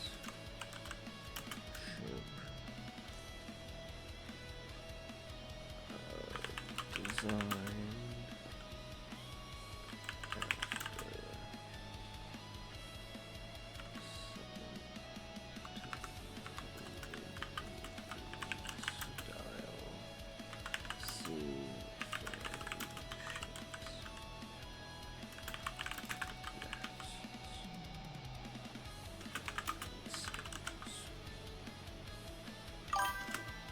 Nope, it's Aldi Bra who wrote that title, but it was just posted today and hasn't made it into recently updated because it doesn't have a new chapter yet.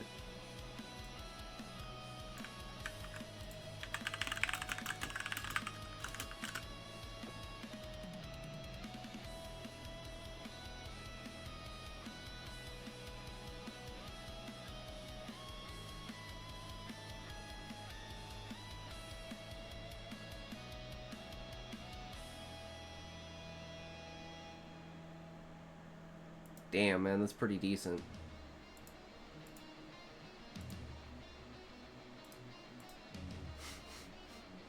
Hell yeah.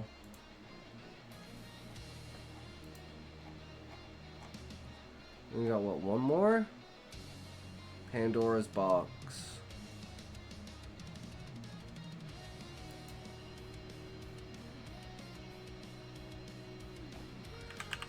Create a prompt for a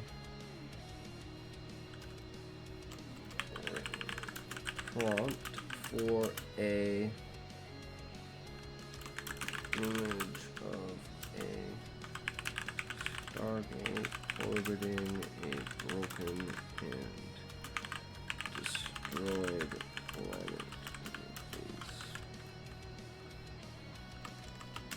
Yeah, That's it. We're just gonna do that.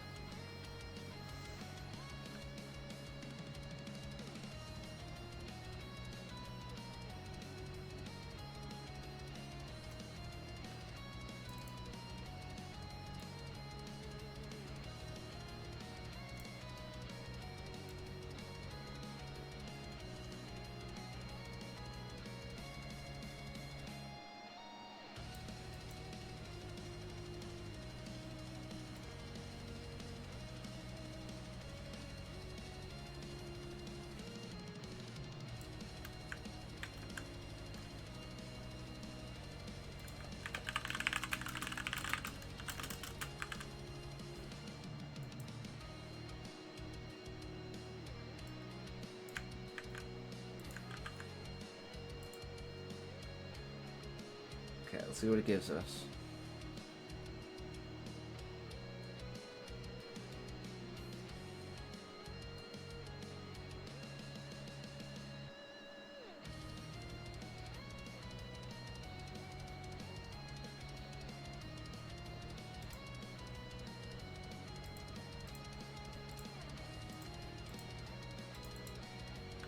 Nice. Okay, well, that's what we need.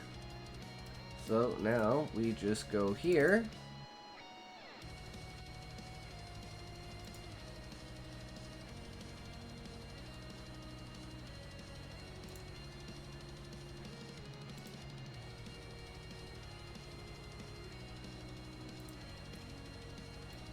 We'll take all of this.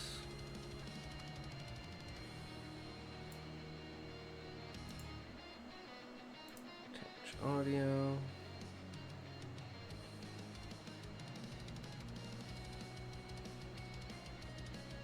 Might just take a second here.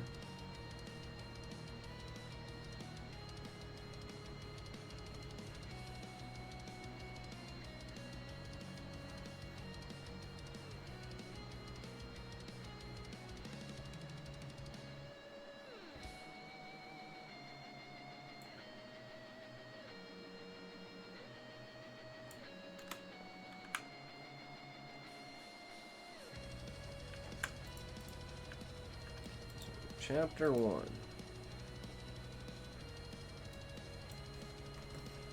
go over here, we grab these.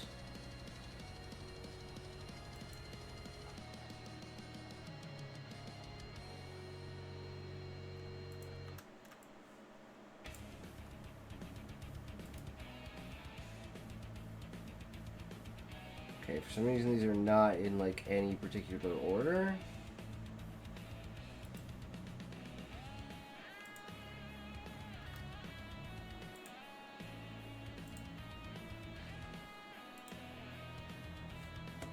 So we don't want this. I don't know how this got in here.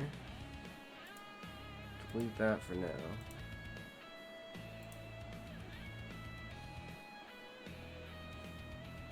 Well, I guess actually the easiest thing to do is go back through here.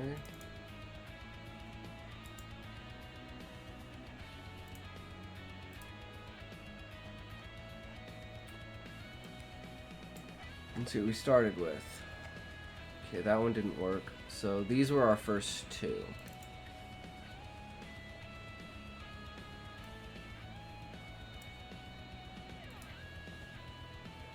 So let me look over here. We know our first.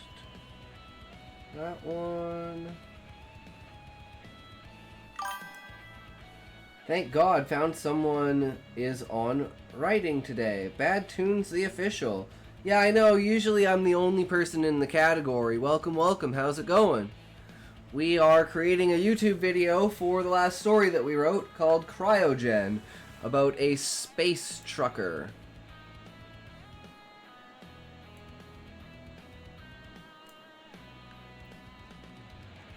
So we're about halfway through.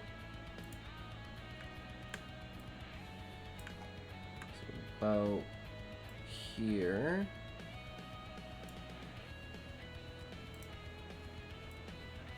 Switch over to this one.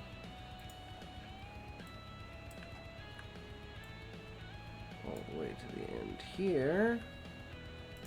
transition.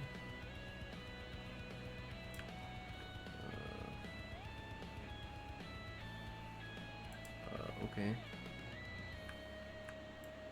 There we go. Chapter 1 complete. So we go crop and zoom, pan and zoom, start with this, and we're going to start here, end there. This one, crop and zoom. Love the background music, really into Castlevania style rock, but couldn't find my niche. Well, it's totally understandable. Thank you, thank you. It's just some random Nebula Drift. If you want to check out, it's just a random one that I found, you know. They only got like 367 subscribers.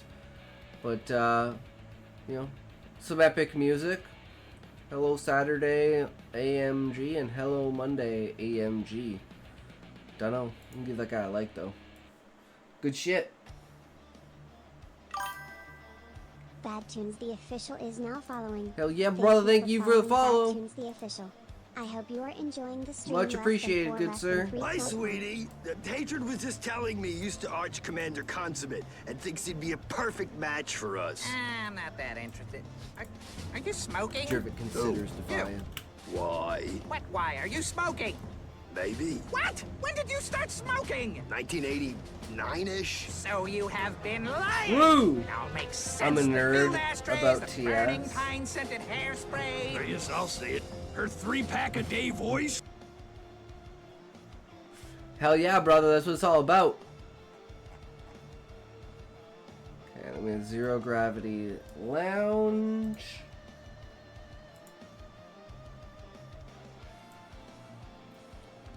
Go back to media. Zero Gravity Lounge.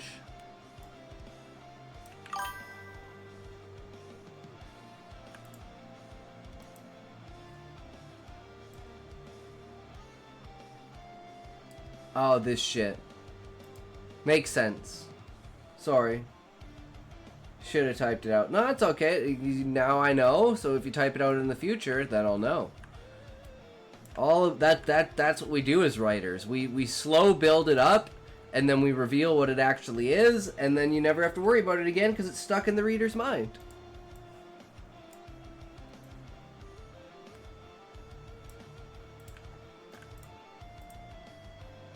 Whoops.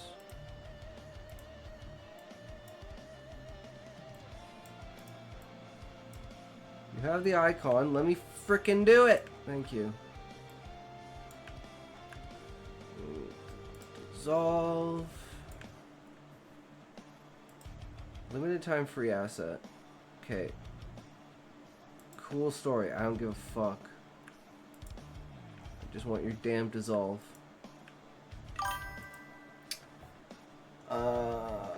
I saw an interesting story concept today. It was confused on the tags used. It claims gender bender, but clearly says the new body is male, but looks female. And somehow drives males crazy, but is tagged as both gender bender and harem. So yeah, I'm confused. I mean, yeah, that is kind of a bit confusing. So it's like a complete femboy? Like they look like a chick, but they're a dude? Can we get a look into your mind and just get what is going on your mind right now? As a rookie writer on a journey, it would be so helpful. Yeah, sure.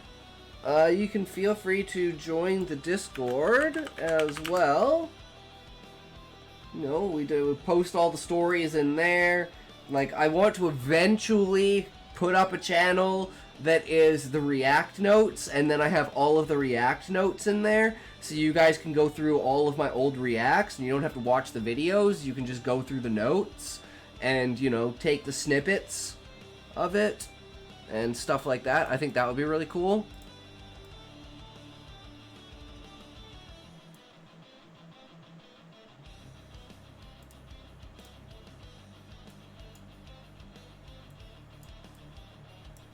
think maybe starting down here and then ending there. Are they posting on Royal Road or Scribble Hub? If so, what's their handle there? Yeah, my typing is not the best. Stay with me, please. I'm typing. Yeah, no worries. Take your time. Take your time, Bad Tunes. It's all good, man. There's no rush.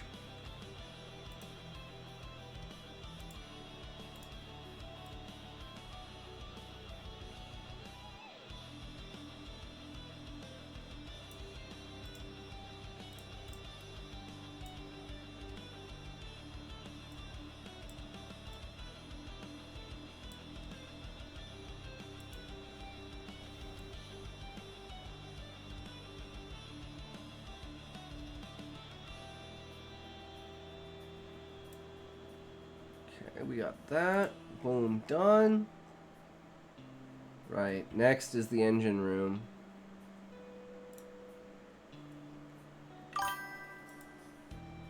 Thank you for being so positive and helpful. Yeah, man, no worries. It's all good. That's what we try to establish. A nice writing community where everyone can get together and, you know, critique each other in a positive way that helps and reinforces people to continue to write. Because I know how much of a struggle it is to try and just get words on paper. If Bad Tunes, the official, posts on either of those, I want to follow them as a writer. Yeah, if you post on any site, let us know, and then we can follow you on that and, you know, comment on your writing and, you know, like your writing and stuff like that and support you as much as we can there. So never feel shy about posting your socials or anything like that. There's no bans on that. You know, you can post whatever you want in the chat. So if you have socials and stuff that you want us to follow you on, just pop those in there and we can work something out, you know?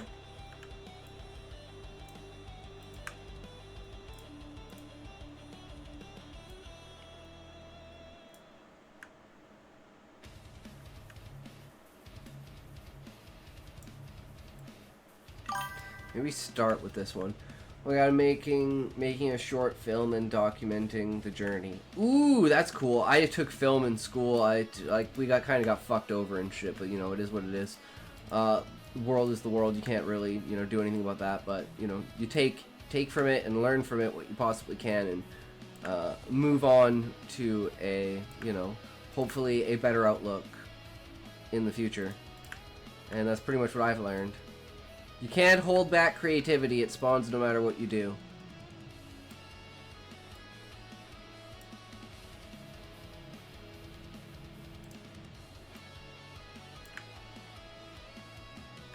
And that's why I'm like a video editor, because I used to be a video editor.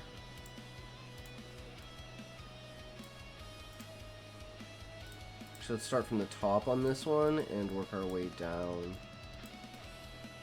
So we'll kind of show like that, and then take this one.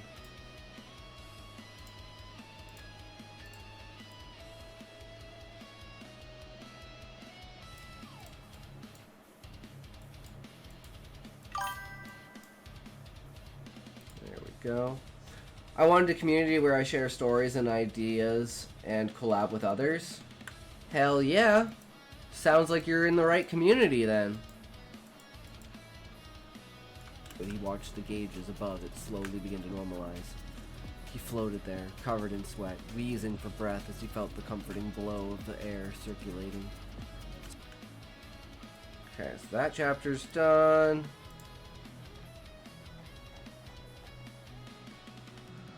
But you know what we need? We need to take a toke. We need to take a toke! That's what we need, guys. Get that creative juices flowing. Get that brain starved of oxygen so it craves it, and then when it does, it explodes in glorious ideas, as well as stars across your eyes. I mean, what?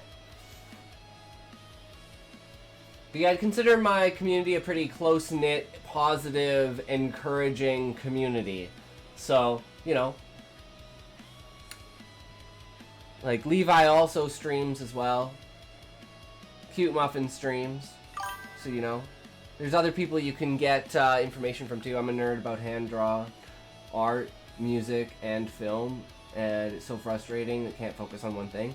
Yep, that's I will eventually get to my art arc. I'm not there yet, but I do eventually want to start. Like, there is plans for an art arc in the future. Because I had, like, plans for, like, setting up the desk so I can draw. Because I love drawing, but I just haven't spent a lot of time on it, and it's been a long time since I've been drawing. I've been working on the writing aspect first. But... You know what they say, horizontal and vertical integration is how you do it. Learn all the skills yourself and do all of everything yourself everywhere you possibly can. And then you gain all the benefits from all of the areas that you've put effort into.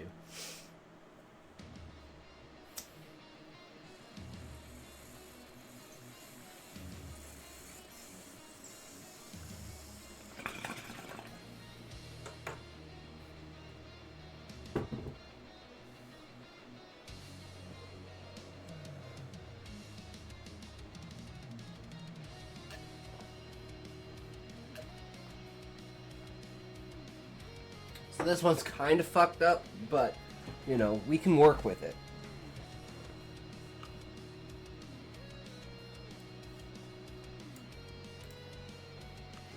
Wait, do we have it as over here? Yes, we do. Okay. We have that one.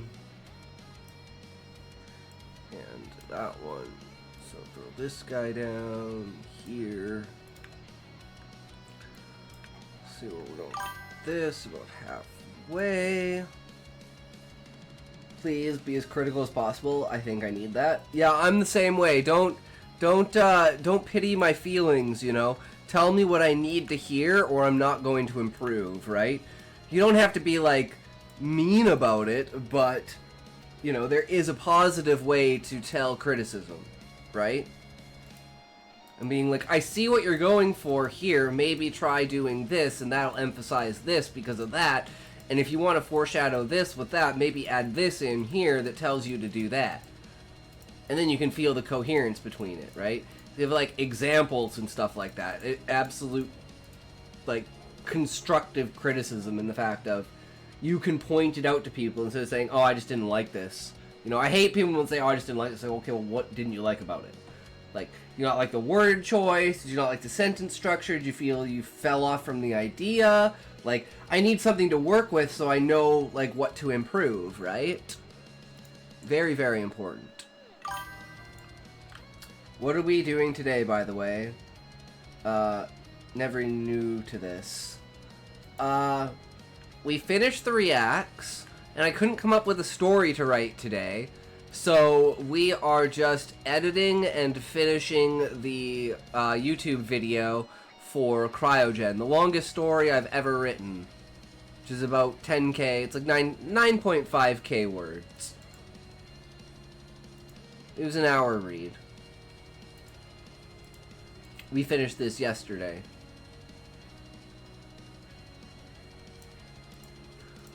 But I never got the chance, and I figured, well, now's a good chance to, you know, bring it up and actually do the editing for it.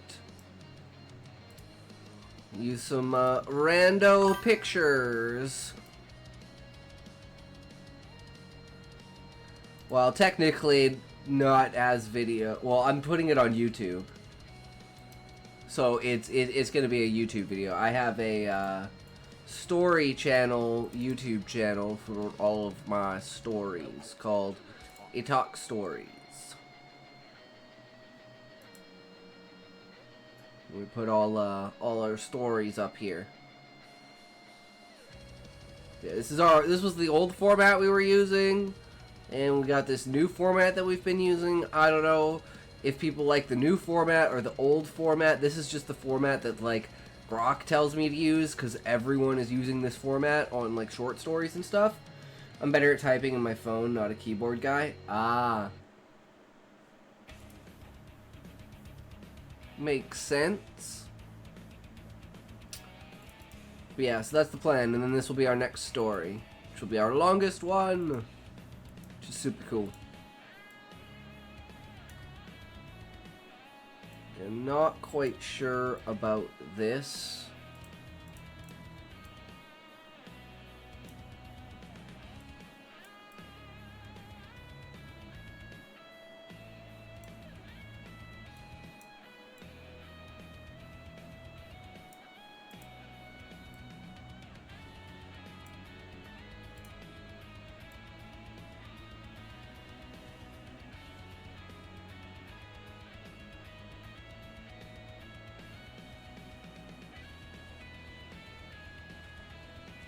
Yeah, I think that works. Alright, chapter 5, let's go.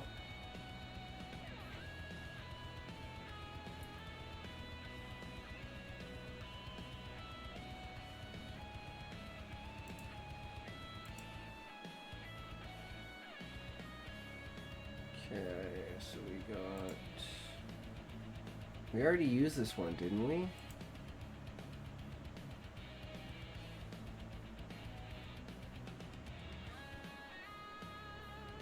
I feel like that's a duplicate. Yeah, because there's also this one.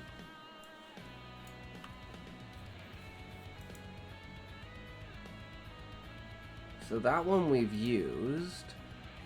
This one we haven't.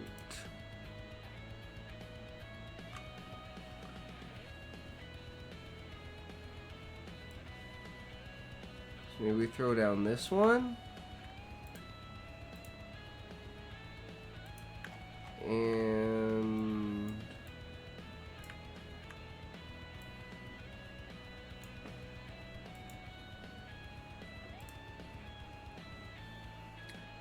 this other one.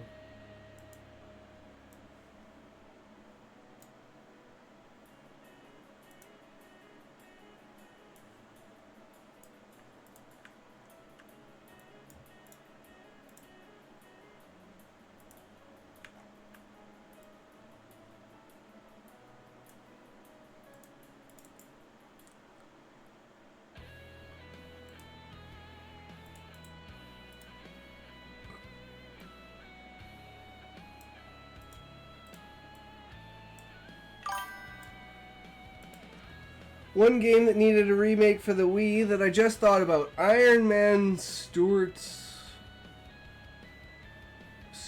Off-Road.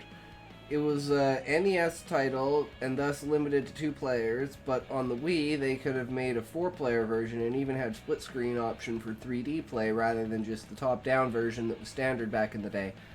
Fair enough, Sean. That's actually a pretty impressive idea. The things they missed out on, hindsight being 2020, right?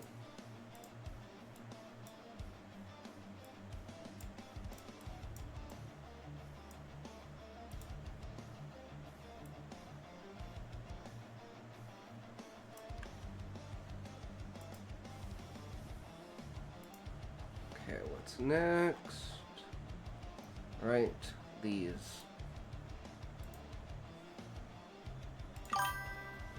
Just like how masks needed a reboot during COVID to encourage kids to wear their masks. Yep, fair enough.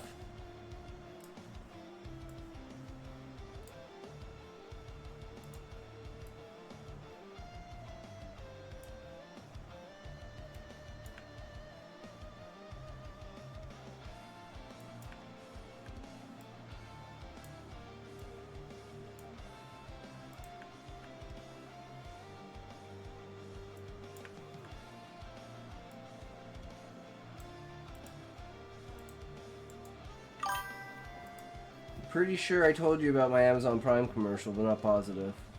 Maybe? I don't know. I forget things. You can tell me things 100 times. That's what's great about it. You never have to worry about me remembering anything. You never have to worry about running out of content, because I never remember that I even did the content in the first place.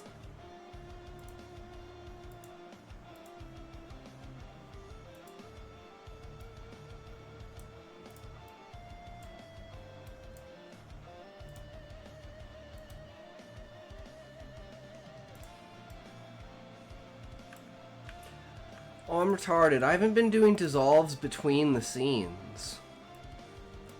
Shit. There needs to be dissolves here, too.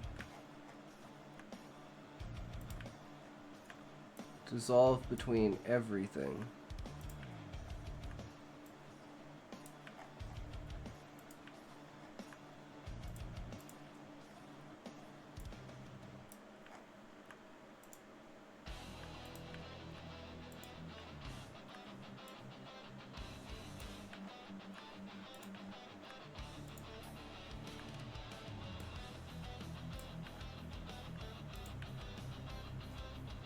Okay, let's see what it looks like so far, guys.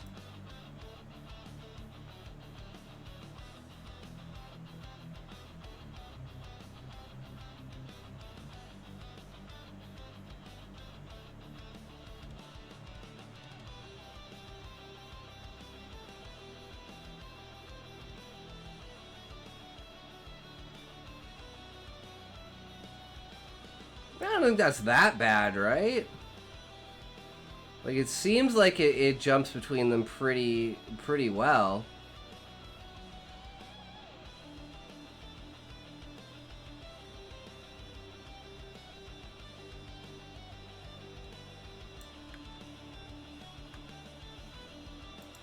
Definitely a lot less effort than it would ever be to do what we did with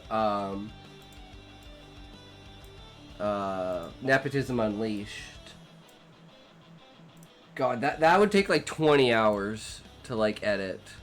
It took me like 5 hours to do 15 minutes. Actually, probably more than 5 hours.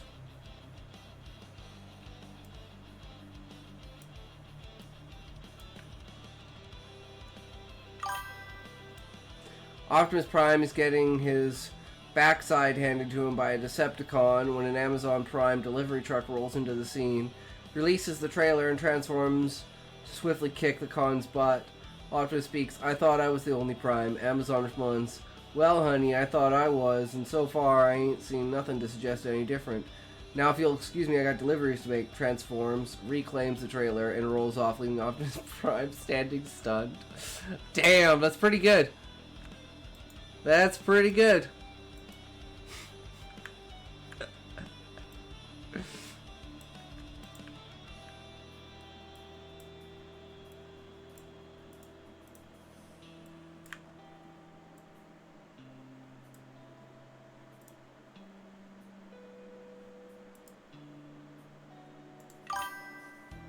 I'm gonna tag on Amazon Prime. Even the cons can't stop us.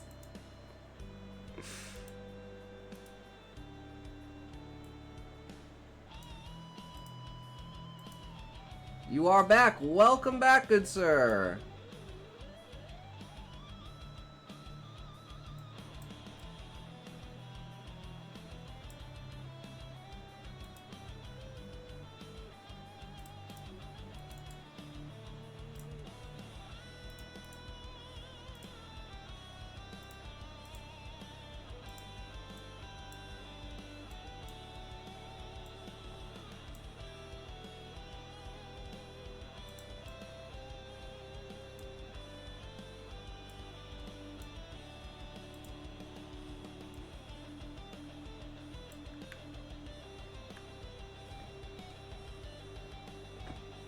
Next chapter. Ooh, spikes balls. Spike balls. Speak balls. Spookin' spackin' spectacles. Spickins.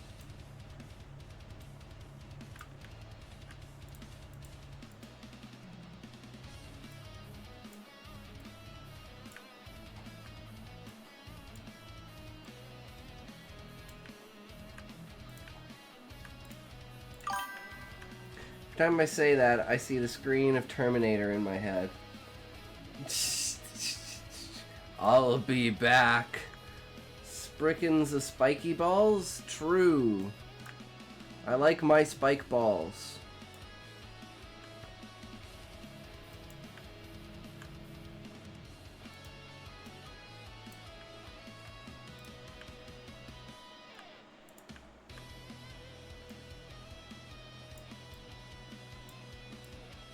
Move.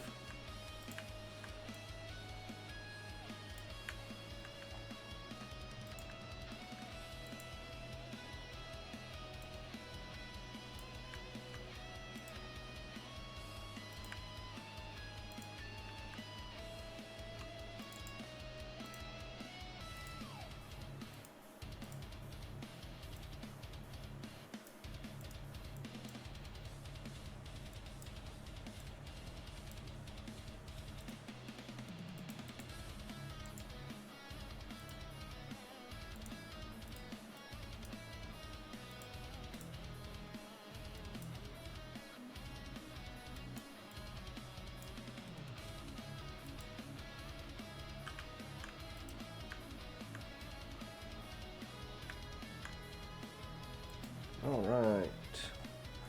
We're getting there. I don't know why, I just really like this idea of these ships sitting over top of a planet like this. It feels so right, yet so wrong, but it kind of works with the idea of the story, right? With like these really old, rickety ships and the type of design that the character likes to rely on. It's like, I don't know. I think its elegance speaks for itself.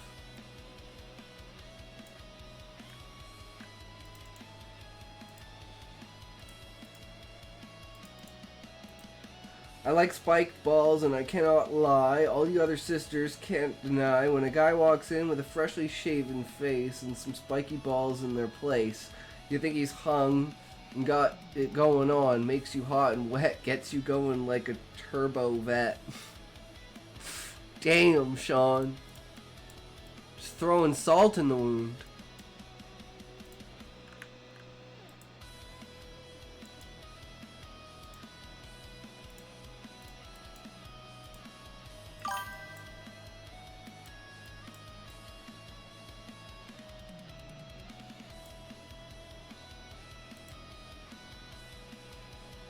It's not funny, but it is absurd. Just a little sis mix a lot. True.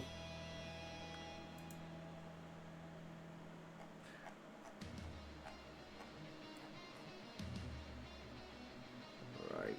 This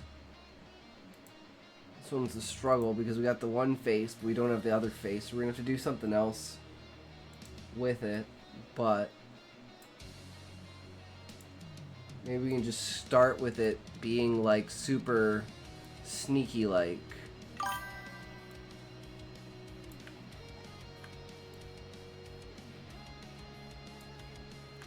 Well, actually it has to start because it starts with that. So yeah, maybe.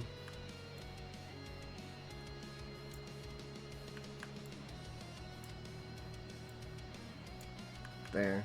It's only funny because I typed that up on the spot based on your spiky balls. I think he was talking about the picture. You do not talk too much, Bad Tunes. Trust me. You don't talk too much. There's no such thing as talking too much. I would know. I'm the master of talking too much. That's why I decided to start streaming. Because I'm like, I'm tired of talking to myself. You know, maybe other people want to listen to me talk.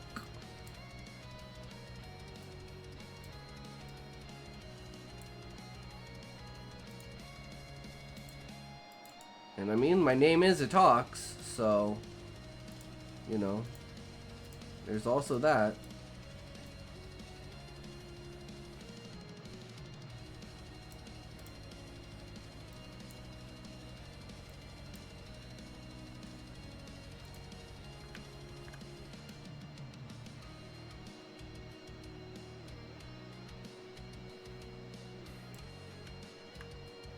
Okay, next one.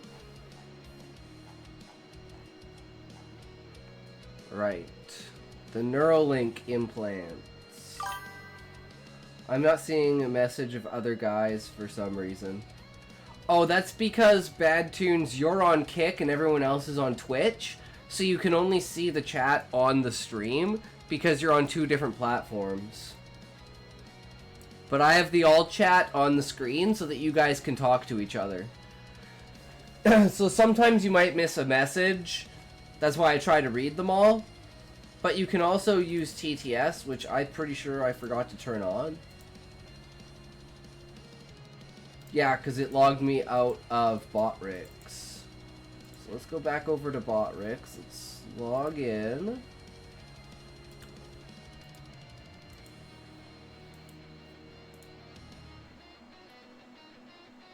And now let's close the browser, reopen the browser. No, that didn't work. Don't worry about it, it's all good. People have done it before. Okay, there we go.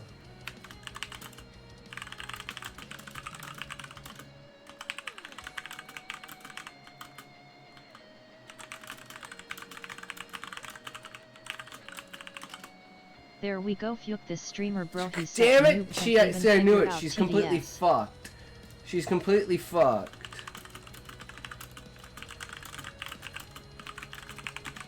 I have a glove over my face, bitch.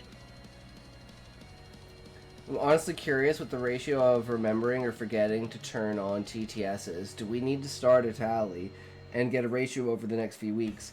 It's like 8%. It's like there's like an 8% chance, Sean, that I will activate it and turn it on at the beginning of the stream. And then the longer the stream goes on, the chance goes up as people like have the chance to mention it.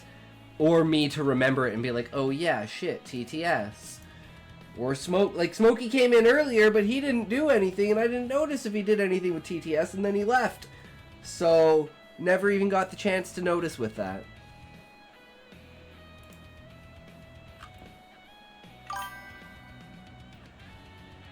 No, I didn't. I'm here. Of course, Smokey's always chilling in the background. Of course he is. I'm taking a toke for that. I'm taking a toke for that, Smokey. Just for you, buddy. Just for being a prime lurker, my friend. Had to speak your piece.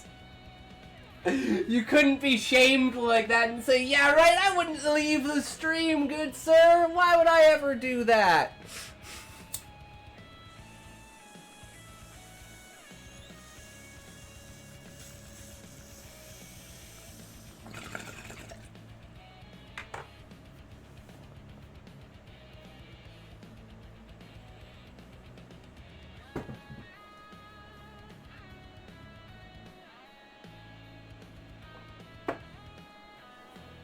Not gonna lie, don't cancel me, but turn-based games are not my cup of tea.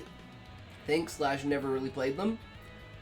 He takes big tokes, and we cannot lie, even the Smokey's presence he can't deny. Cheers.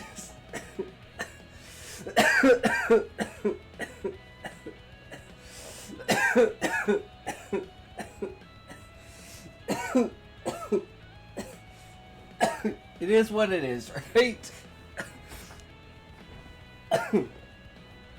Jesus. It's okay, Bad Tunes. You know, I wasn't a fan of, like, action combat games, but then I became a fan of them with, like, Elden Ring. But I am a turn-based Andy. Final Fantasy for the win. But, you know, having, like, elements of it, like Expedition 33 does, is a lot funner, using like the parry system and everything like that, and like, you know, hitting your criticals and stuff like that. It's it makes for interesting gameplay. Although it may not be like I think Schedule 1 was probably the best stream game I've played though. Schedule, like, fucking selling drugs to people? Come on, man, that's fucking prime content. We need to go back and play Schedule 1 at some point in time.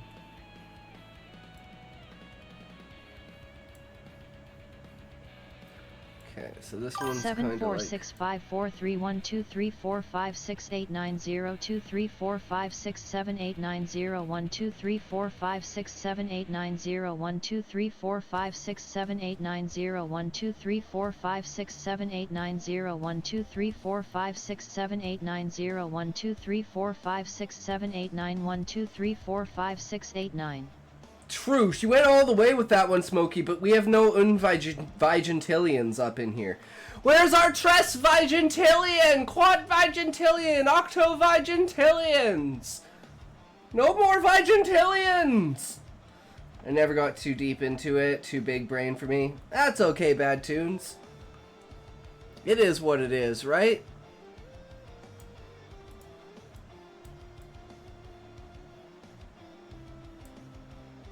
Was not meant to be.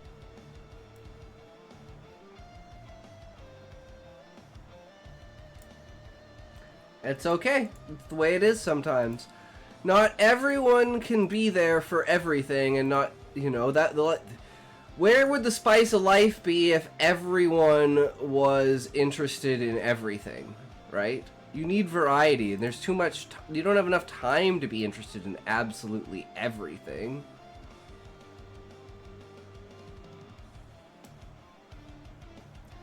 Also, I commented your vid.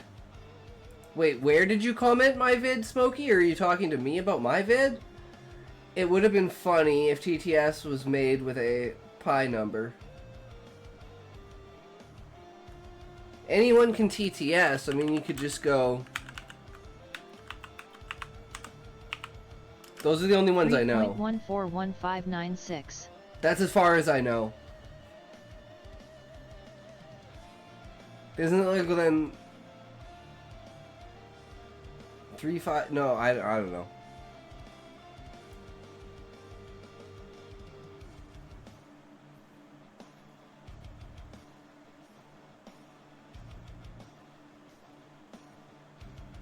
All right, I think that works. Okay, let's put in the whatchamacallit that I'm missing. The dissolves.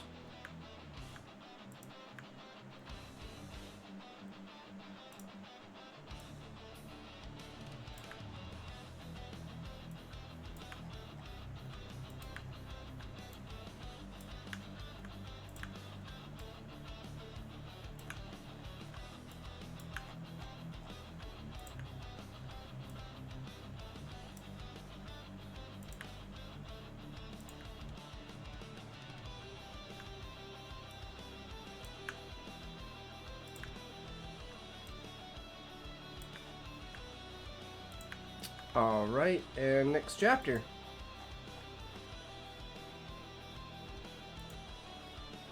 We can do something with these, I'm sure. 3.14159265358979332795105820946939374923078164062781640627816406 Damn, that's impressive.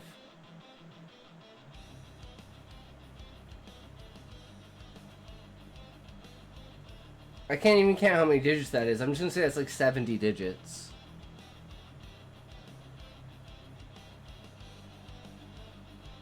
Maybe more. Is that 100? I don't know.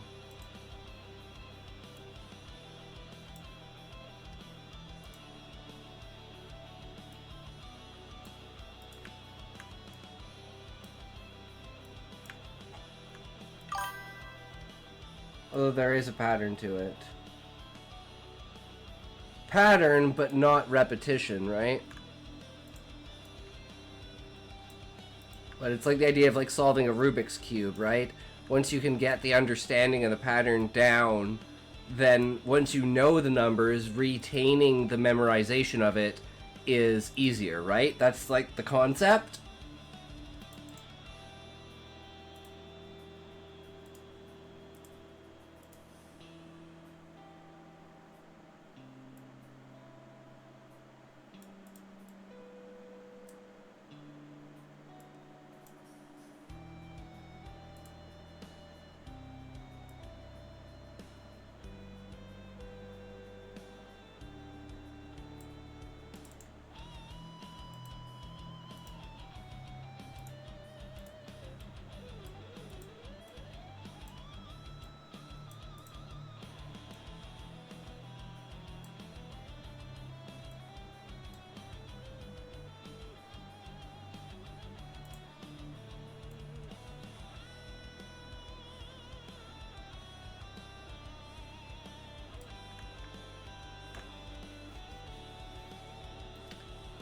Okay, next chapter.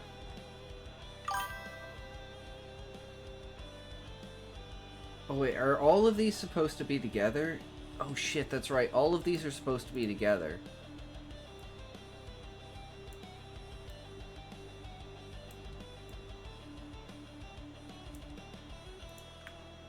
So we actually want like this and this. Then we want like these.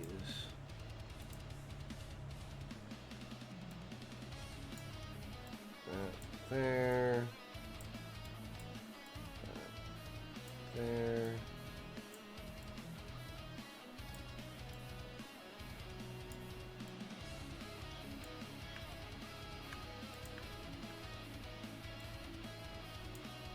I actually want to switch this around.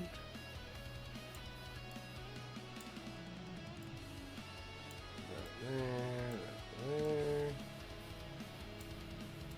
there, there.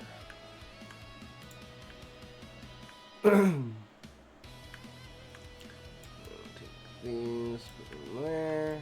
Take these.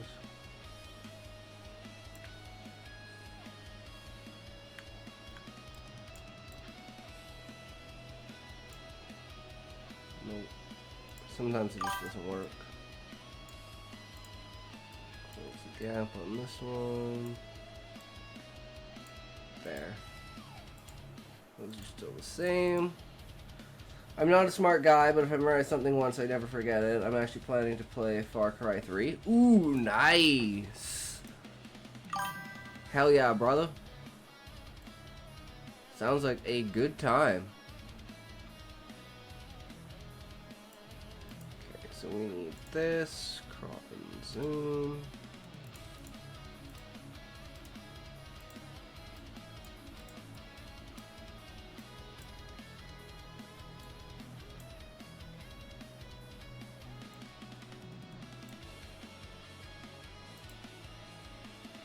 What does any of this mean? I wanna know the story. Ah, the story of Cryogen. Okay, so he's a space trucker, and he owns a company. Well, he doesn't own. He's like leasing a company ship, and there's no faster than light travel.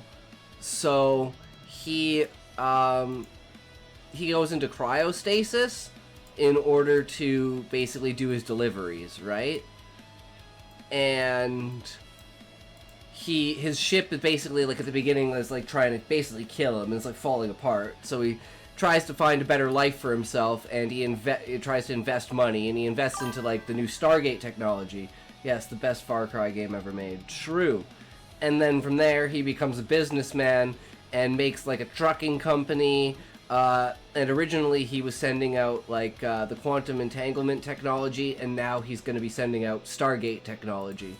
And he eventually gets addicted to like gaining money on the stock market, and it's like he does all these other things, but nothing ever compares to like the feeling of gaining that much money. So he eventually winds up sleeping basically until the end of existence, and he gets basically completely fucked over because he can't spend any of his wealth because humanity doesn't exist anymore. He slept for too long. He played his cards too wide.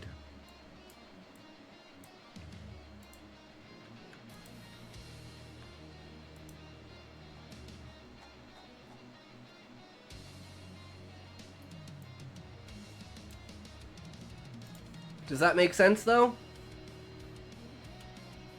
It's a very basic summary of the story.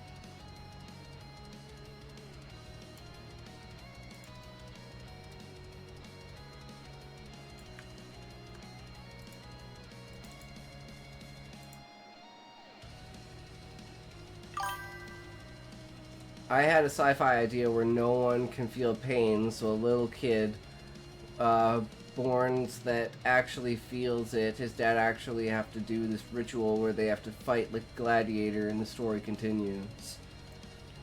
Damn, that sounds brutal.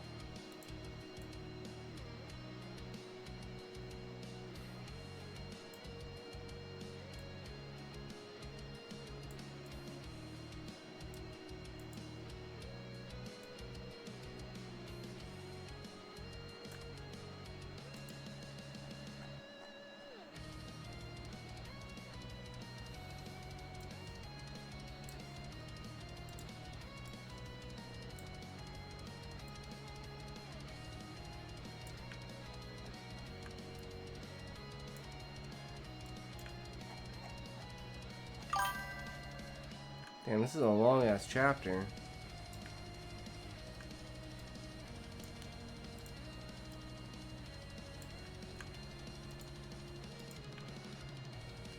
Invincible the Reversed. I mean, it's pretty decent. Makes you definitely feel for the character.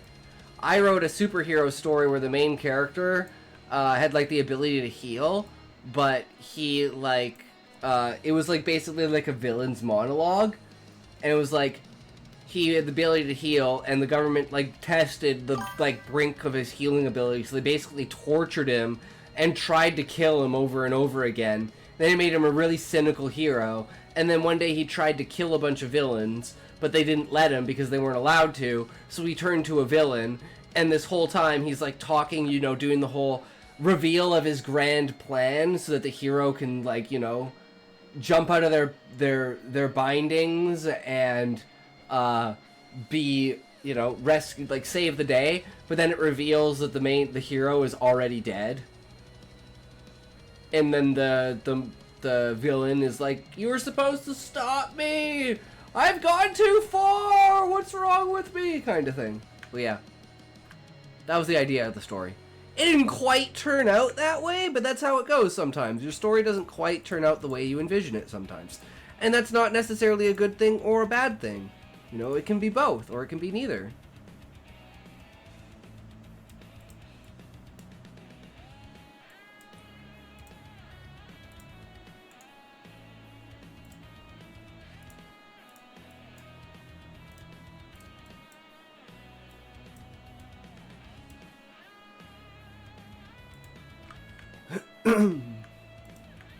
Alright, last chapter. Last chapter!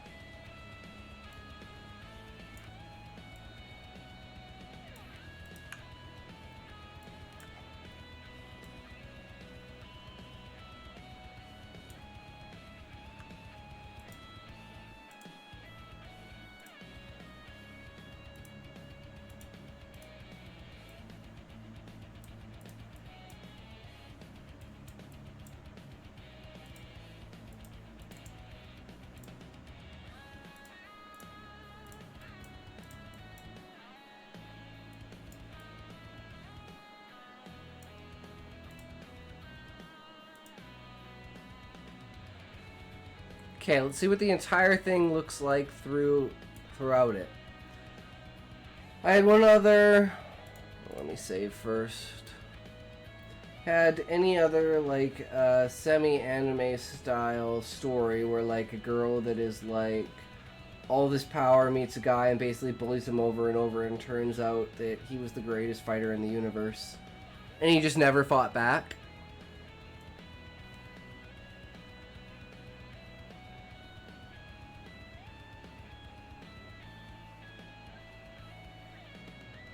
Wait, do you not have enough points, Smokey? Okay, so let's actually full screen this. This is what it looks like, guys.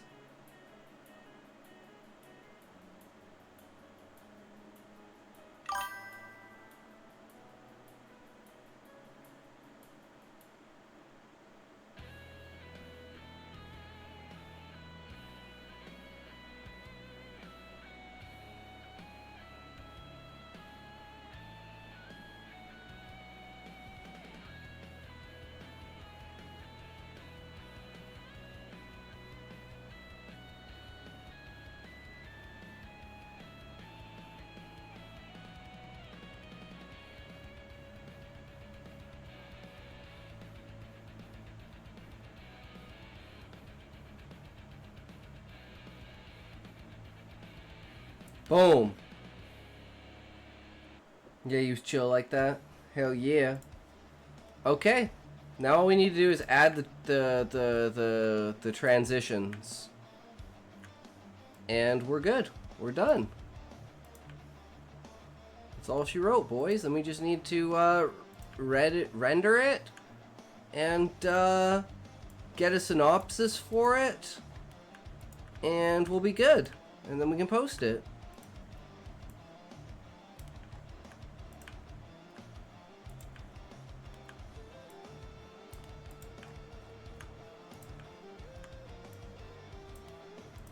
And we got a really good thumbnail for it too.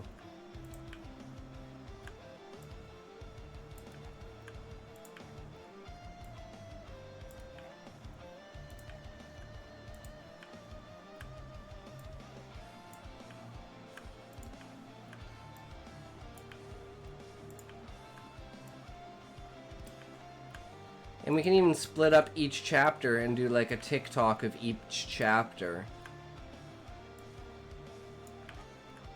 And a short of each chapter, because they're about 4 to 5 minutes long. Okay, I think that's everything. No, that's not what I want. Let's save. So how will we know the story? No voice line. Well, this is what the story sounds like. Switches clatter in their sockets. Levers quivering with restrained energy. The captain's chair threatens to shake loose from its bolts. Jervik grits teeth, fingers tightening on armrests, the worn leather rough and grounding against calloused palms.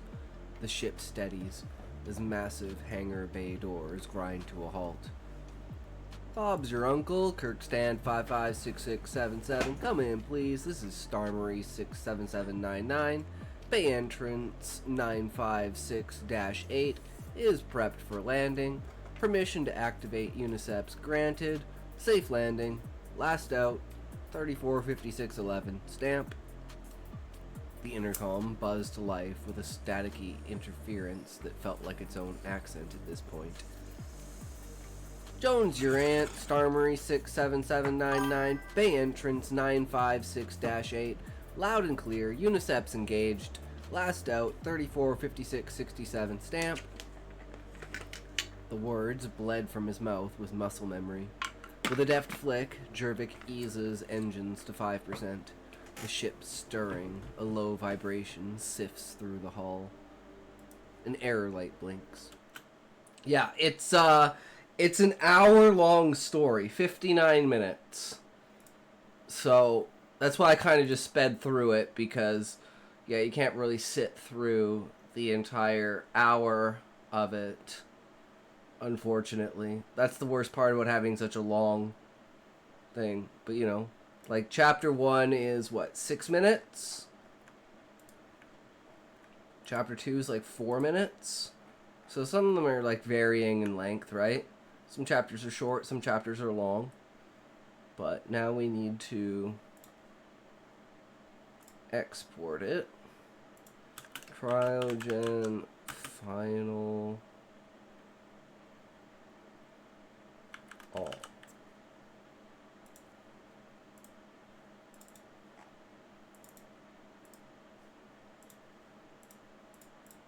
It's going to take a while to render.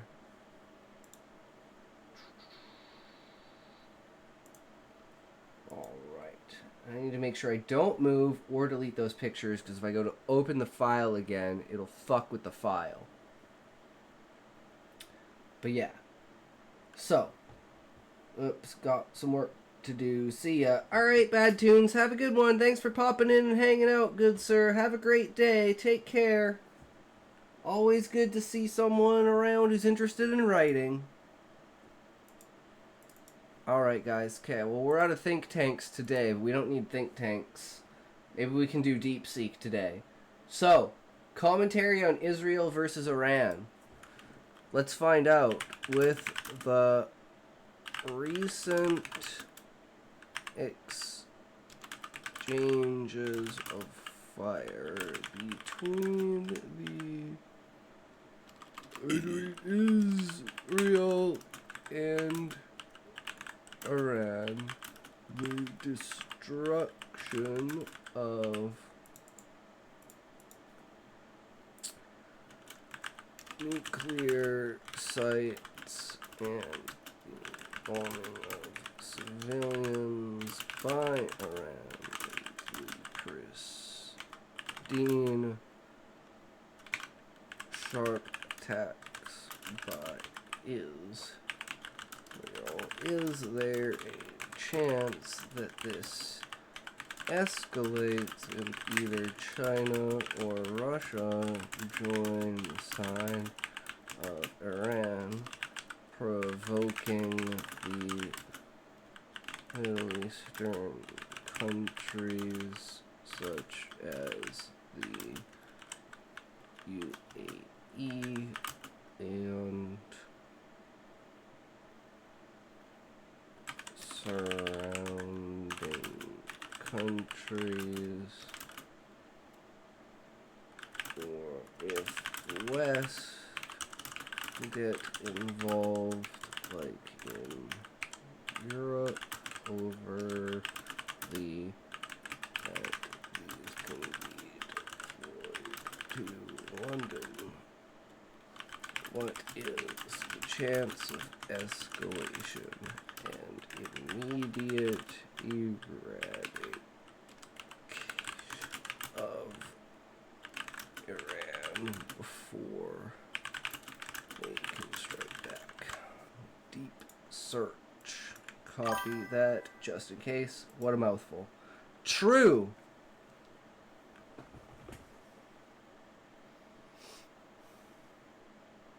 But we're kind of leading it in a very specific direction, right?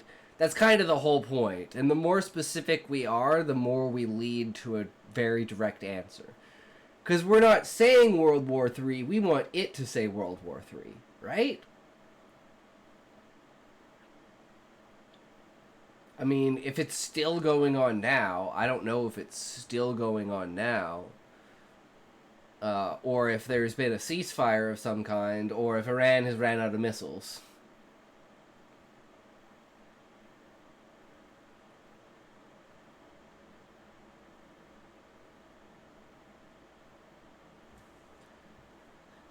Seems likely that China and Russia will not join Iran's side as they advocate for de-escalation. Research suggests Middle Eastern countries like the UAE will seek diplomacy, not take sides. The evidence leans towards limited Western involvement with no clear threat to European cities like London. Immediate eradication of Iran appears unlikely given the nature of current military actions. Current situation. Conflict between Israel and Iran has escalated recently, with Israel striking Iran's nuclear sites and military leaders, and Iran retaliating with missile attacks, including hits on Tel Aviv as of 03:15 a.m. on Saturday, June 14th. Situation remains volatile, with reports of significant casualties and damage to key facilities. Potential escalation and major power involvement. It seems likely that China and Russia will not join Iran's side, as both have expressed a deep concern and called for de-escalation to maintain regional stability. China reacts to Israel's attack on Iran, Putin's message to Iran and Israel as conflict boils over. Their focus is on preventing further conflict rather than military support for Iran. I wonder if these are going to give me 404s. No, these are actual real things. Apparently. Good enough. Usually they're 404 errors because they don't exist. Middle Eastern response. Research suggests that countries like the UAE will prioritize diplomacy, condemning the strikes and calling for peaceful resolution rather than taking sides. Arab world reacts to Israel's strike on Iran. UAE condemns in the strongest terms Israel's military aggression against the Islamic Republic of Iran. So wait, people are against Israel even though Iran struck first? Wait, what? I'm so confused. Western involvement. The evidence leans towards limited Western involvement, with European leaders urging de-escalation and expressing concern about economic impacts, but no specific threats to cities like London have been reported. Likelihood of immediate eradication. Immediate eradication of Iran appears unlikely, as military actions seem focused on targeted strikes rather than total war. Given the balance of military capabilities, comparison of Iran versus Israel military strengths, who has the upper hand in the Israeli-Iran war, a breakdown of military power. Dude's been in like 7 wars. True. Survey note, detailed analysis of Israel-Iran conflict and potential escalation. This survey note provides a comprehensive analysis of the recent conflict between Israel and Iran, focusing on the potential for escalation, involvement of major powers like China and Russia, responses from Middle Eastern countries such as the UAE, Western involvement, particularly in Europe, and the likelihood of immediate eradication of Iran. The analysis is based upon up-to-date information. Okay, yeah. Israel stated they wouldn't allow Pakistan free access or make actual peace with them, so that may have some effect on Israel's reputation. True. Based on the analysis, it seems likely that China and Russia will not join Iran's side, focusing instead on de-escalation. Middle Eastern countries like the UAE are likely to prioritize diplomacy, condemning the conflict without taking sides. What happens if Iran deploys a nuke? I'm not even going to add a caveat. I just like the hypothetical.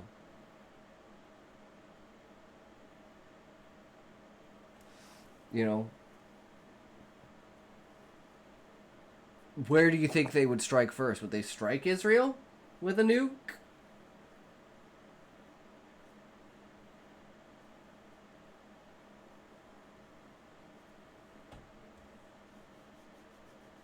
Because if they have them, they're like one of the most likely people to use them, right? Oh, I hope not either, Raven. I hope not either.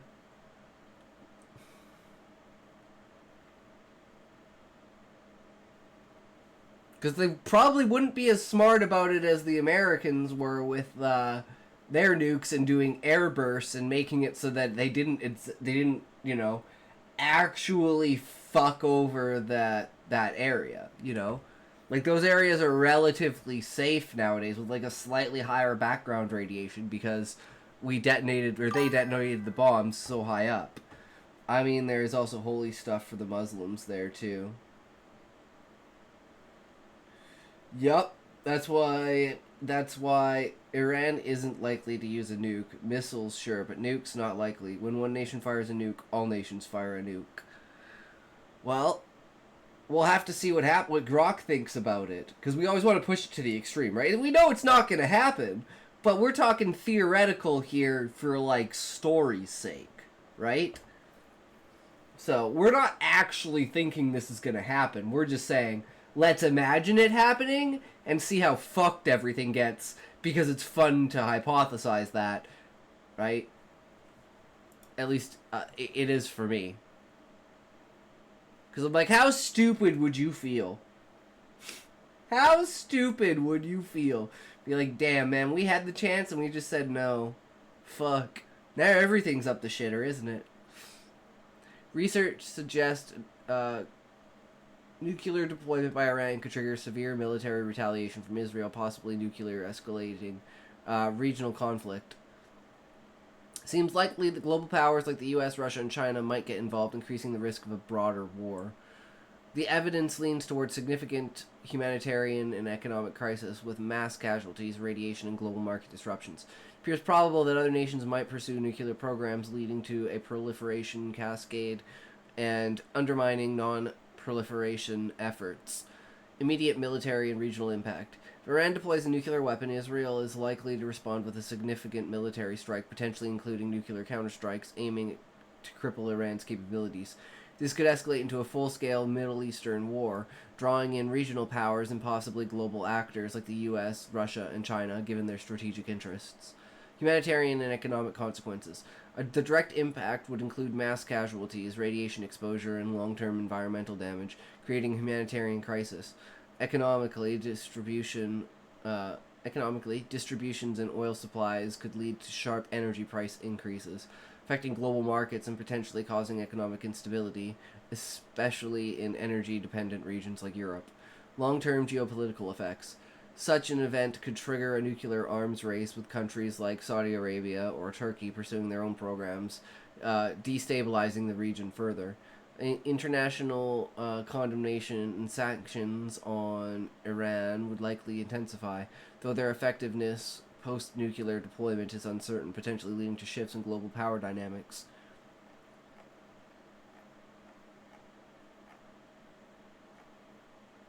Based on the analysis, it seems likely that Iran's deployment of a nuclear weapon would trigger severe military retaliation from Israel, potentially involving nuclear counterstrikes, escalating into a broader regional conflict with global power involvement. The humanitarian crisis would be catastrophic, with mass casualties and long-term environmental damage. Economically, global markets would face significant disruptions, particularly in energy supplies. Geopolitically, and proliferation cascade is probable, undermining non-proliferation efforts and shifting regional power dynamics. International reactions would likely include condemnation, sanctions, and calls for proportionality, though the effectiveness of such measures post-nuclear deployment is uncertain. Damn. I mean, that's pretty thorough, right?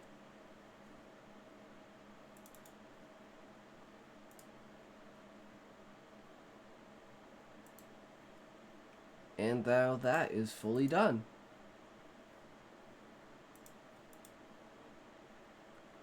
So, I think we're good now, guys. We haven't played Expedition 33 in a while, so let's get her done. We need some feet. We need to see some feet.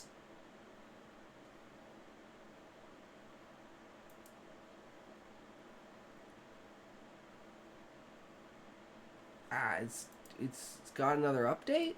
Hell yeah.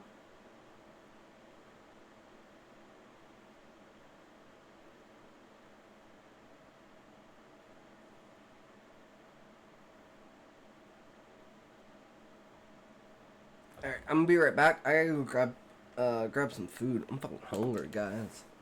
Hungry. Need some drink, need some food. We'll be right back.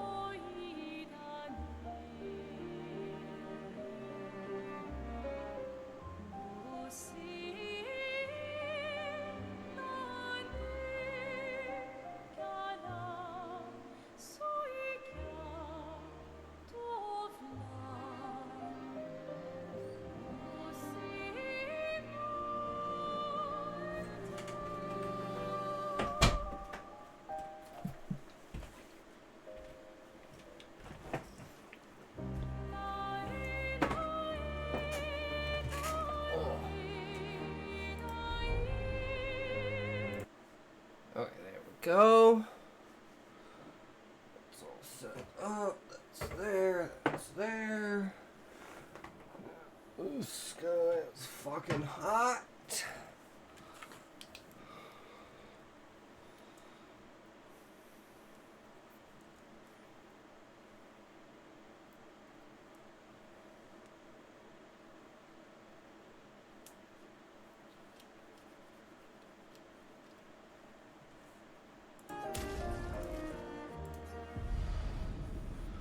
Okay, so we were farming, guys. We were farming. We need to get these weapons upgraded. We also need to change the category, declare obscure.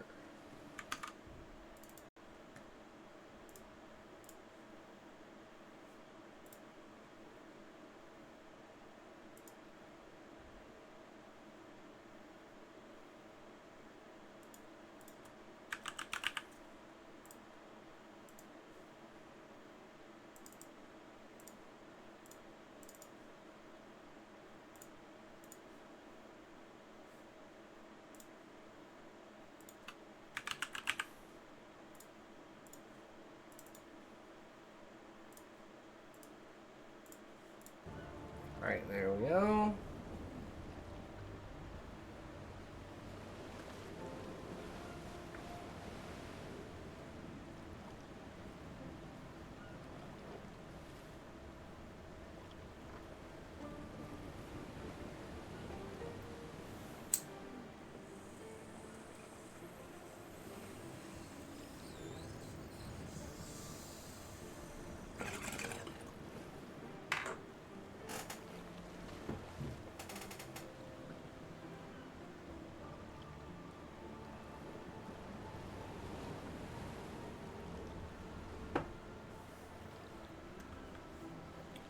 Where are we going?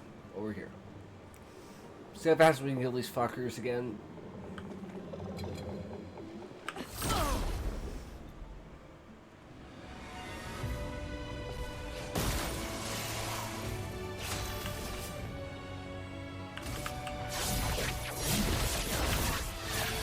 Oh shit, I forgot. She heals them, that's right.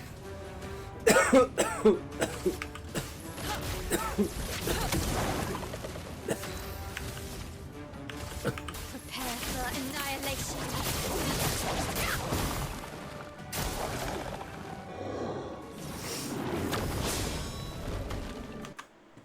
What's in here?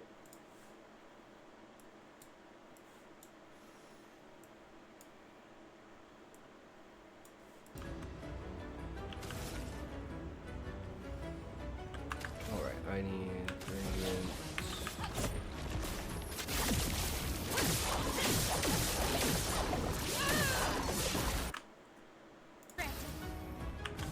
No, Phantom. Prepare for annihilation. Just killed him. Boom, easy peasy.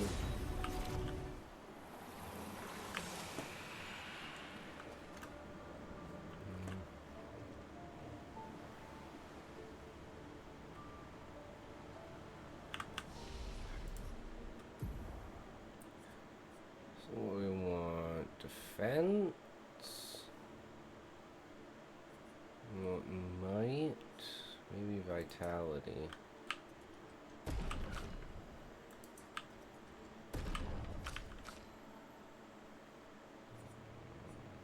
Okay, yeah. 27. Let's go up. No defense. No agility. Just in case.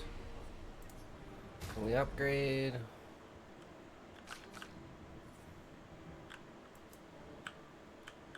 Now it's a higher level than hers.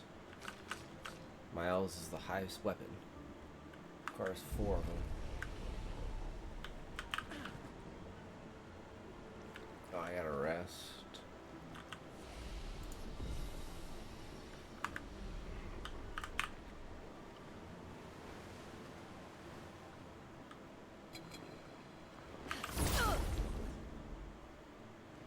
Let's do it properly this time.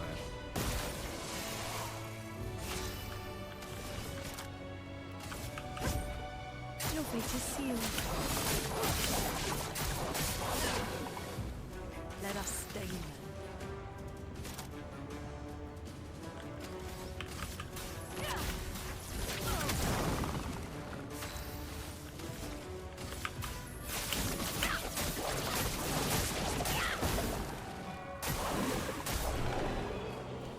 GG. That's how it's done.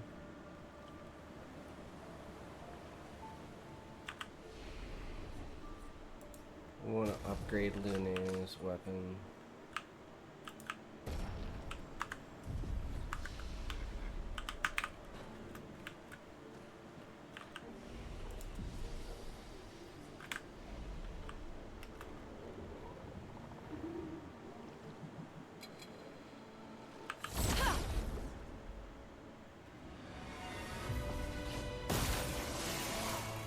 Ready?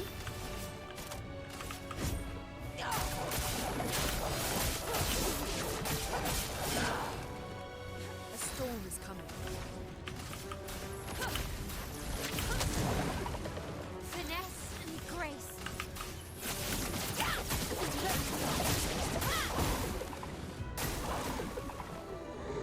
Sometimes you get the big hits, sometimes you don't.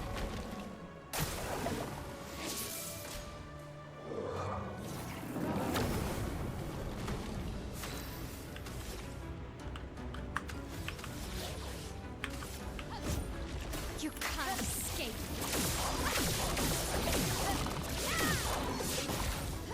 Anja. Should kill them.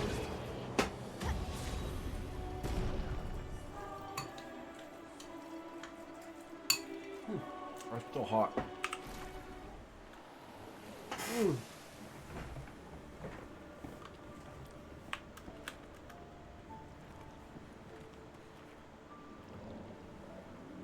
wonder if I can kill these guys.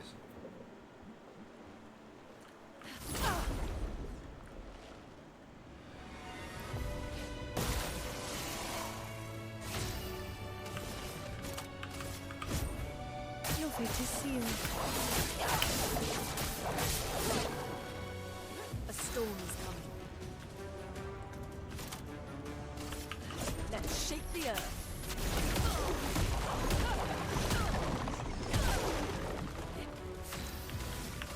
Prepare for annihilation.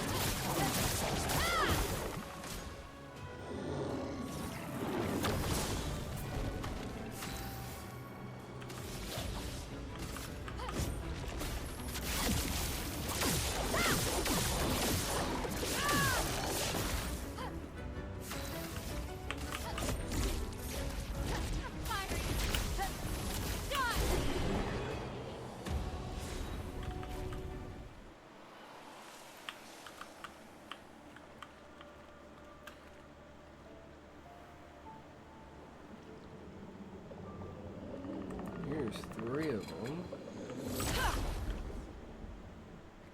I think we're strong enough to just fuck them all up. Ready. Your fate is sealed. A storm is coming. Let's spill some ink.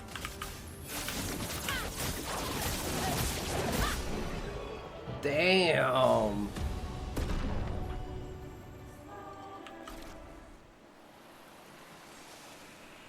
Any more mobs?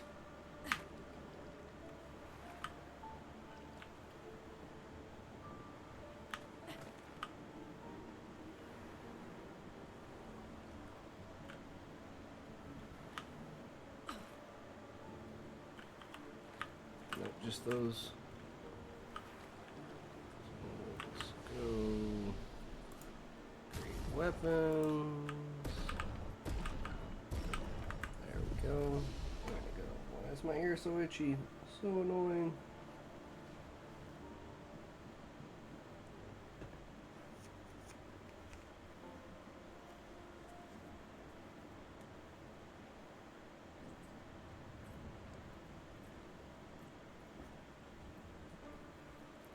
Rest. Green.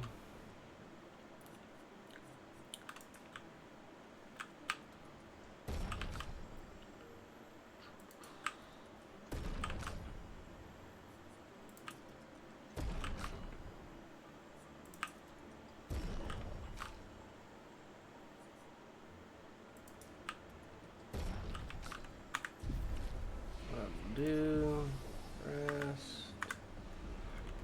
Let's go kill some more.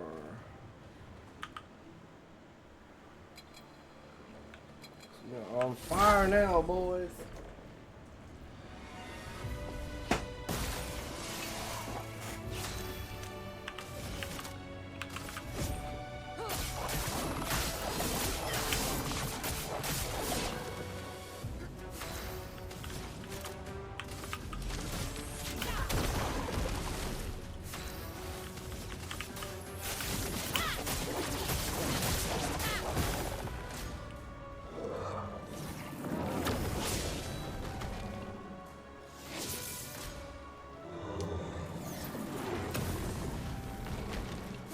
Spill some ink.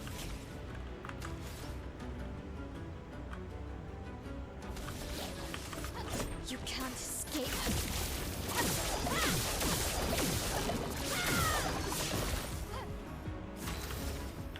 Prepare for annihilation. GG.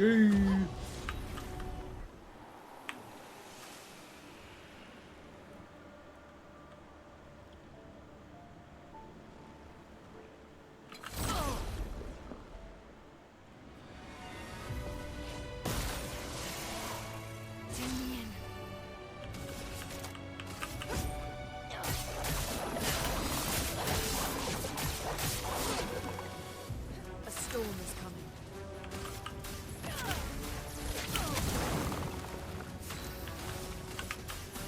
Big hit.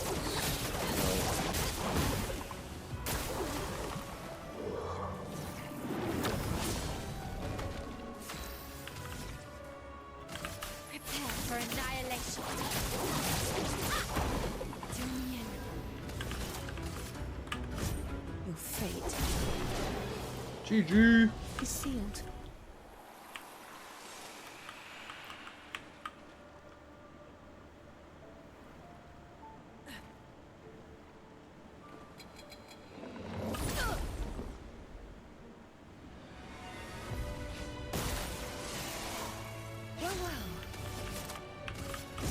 Your fate is sealed.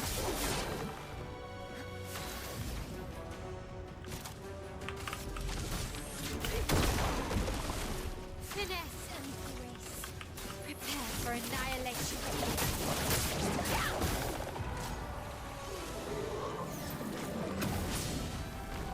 Let's spill some ink. Firing. Stop!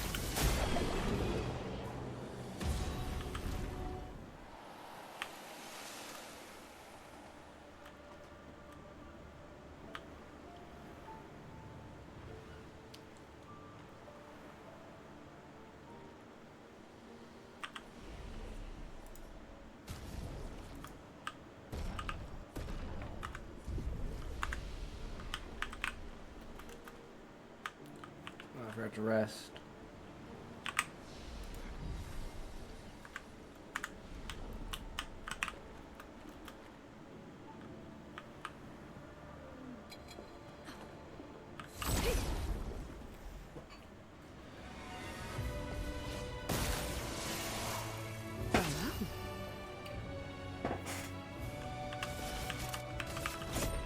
Your fate is sealed.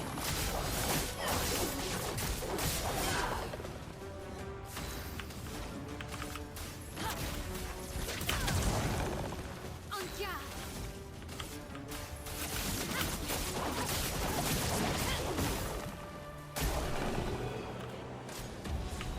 Easiest game of my life. Here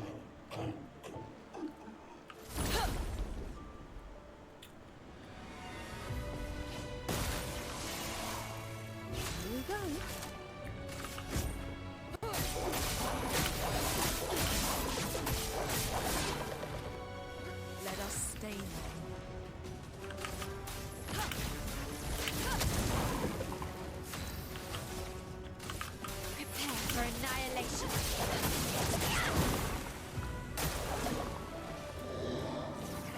barely survived.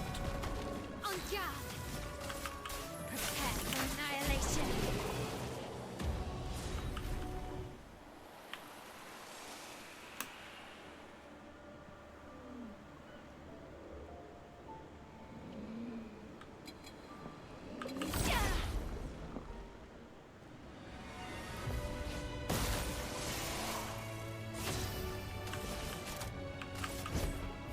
We just need to figure out where to find those luminaries now, so we can get like a shit ton of things. And where we get HP from, because I still don't know where I'm supposed to get HP from.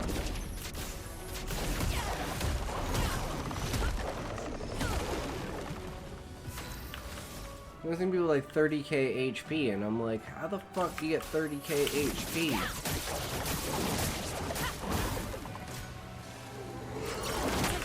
Shit. Ready to parry. It's locked on you. Time to hit big. Fiery. Done. To me in.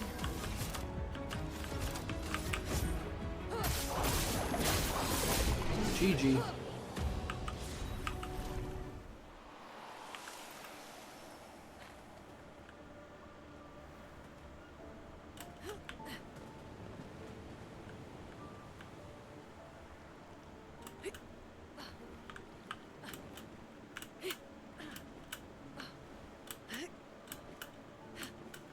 Can't go around this way. So happens when I try to find a shortcut.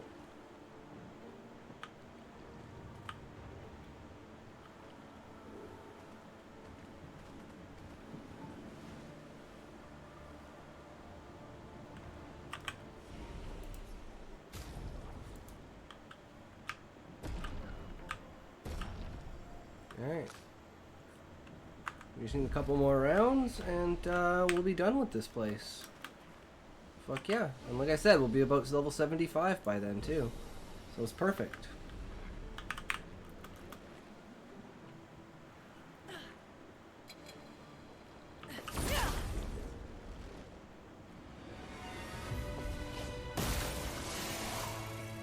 Here we go.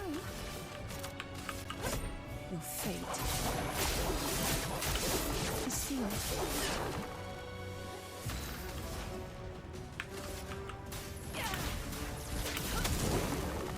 I'm ready. Prepare for annihilation. True.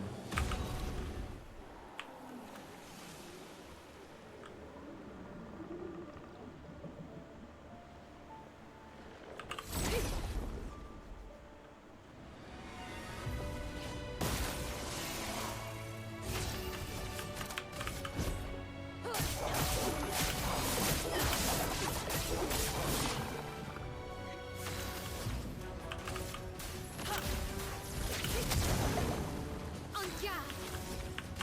Prepare for annihilation.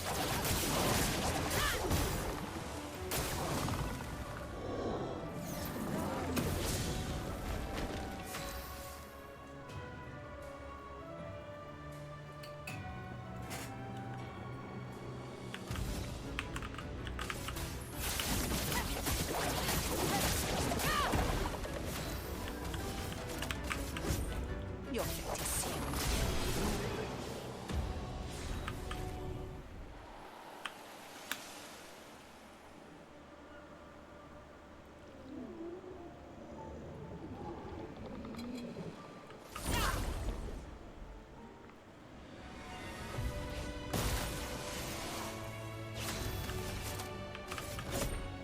Your fate is sealed.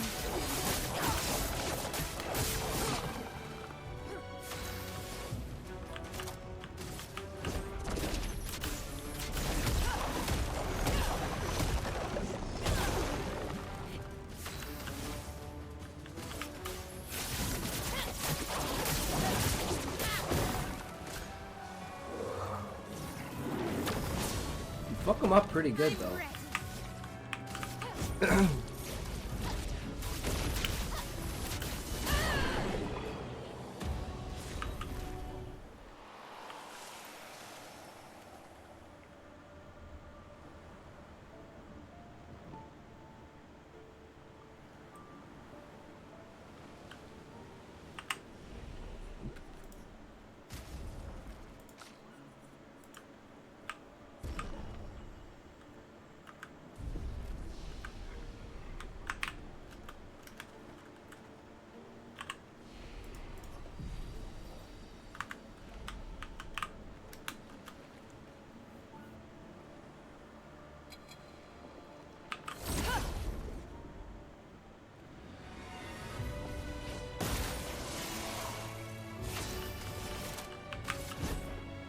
fate is sealed.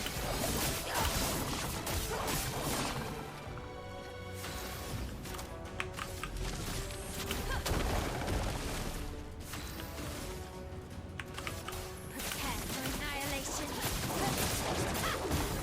Ooh, so close.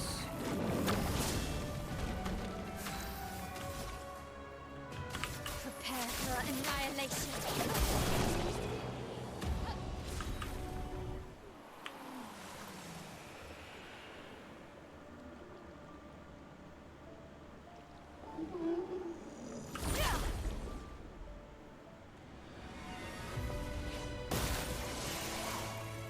Here we go.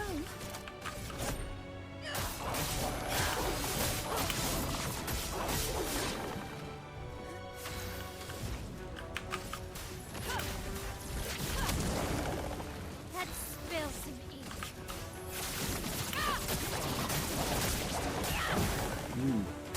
Nice.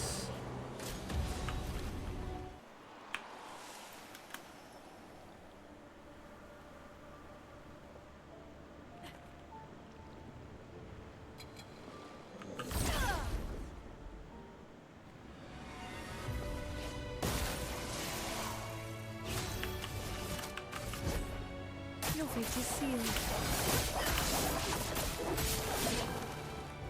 A storm is coming.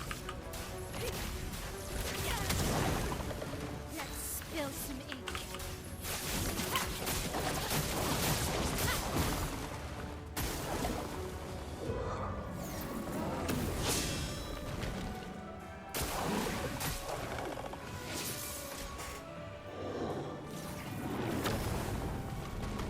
I'm ready.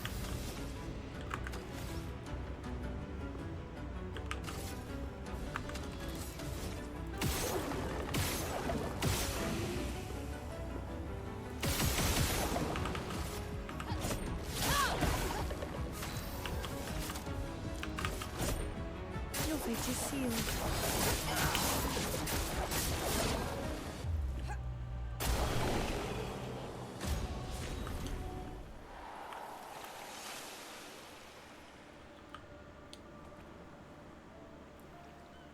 I think maybe one more.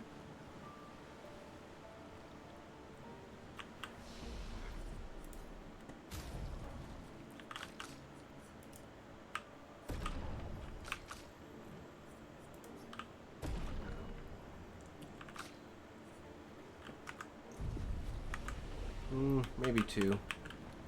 Maybe two more.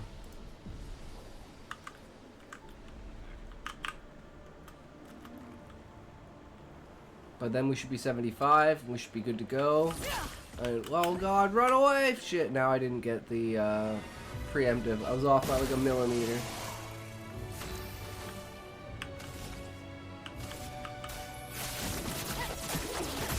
Kill him! Come on! Nope, not quite. We can get the second guy. Not the first one. Prepare Then for with this annihilation. though. Damn. Nope. Wrong one, that's gonna heal him. Your fate is sealed.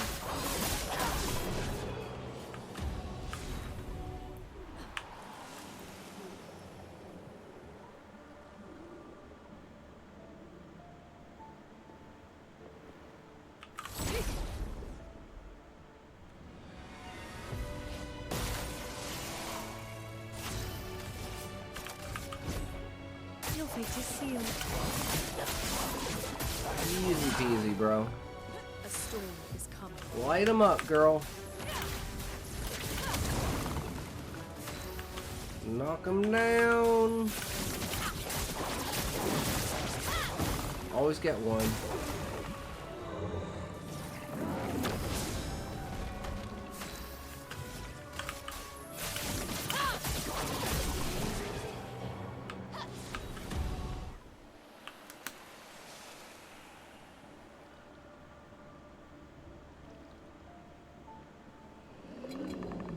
Die, bitch! You think you tough? Think you strong? You nothing. You small. Your fate is sealed. You got nothing.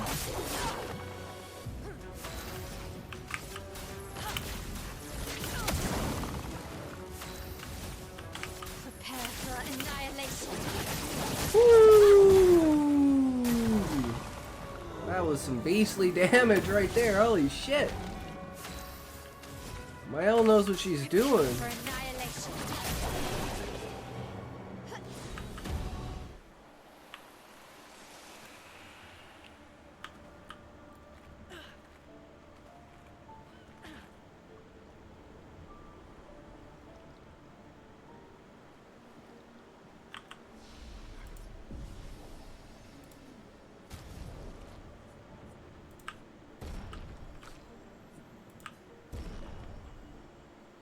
Damn, I might have to do it 2 more times. I need 4 and then I need 5. And I can only get 7 in a run. So I'm gonna have to do 1 more of these guys after to finish it all up. Then we can move on to the next area.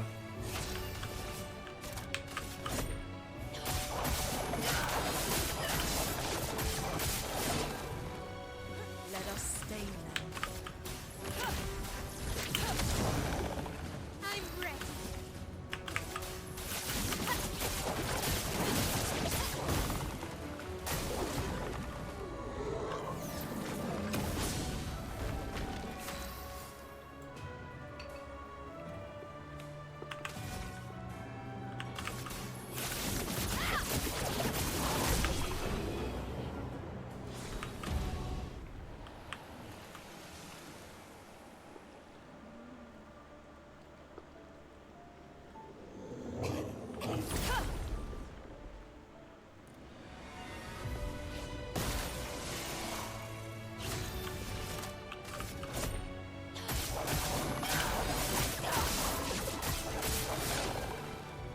Let us stay now. I'm ready.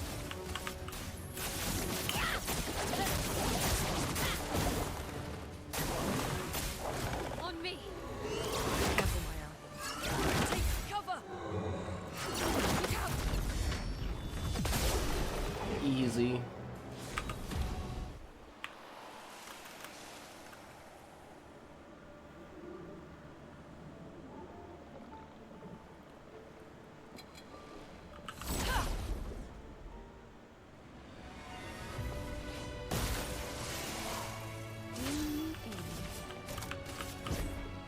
Your fate is sealed.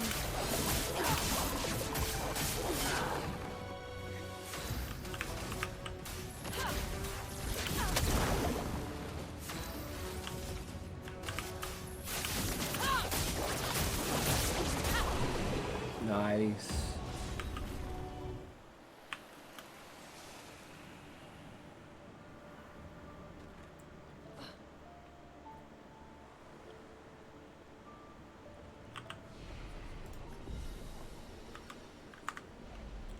Okay, last one, then we're done. Just need these 2 guys.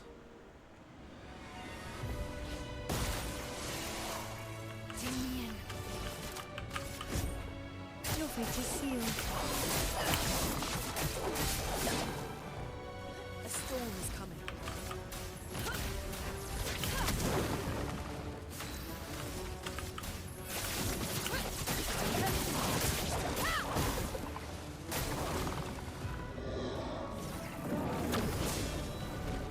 I'm gassed.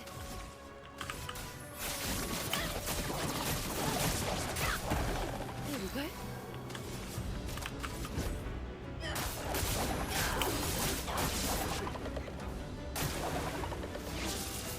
It's locked on you. Brace yourselves. He's mine.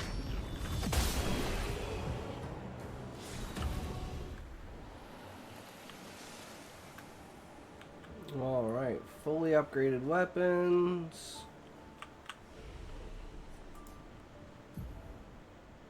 Oh, we're level 80, damn.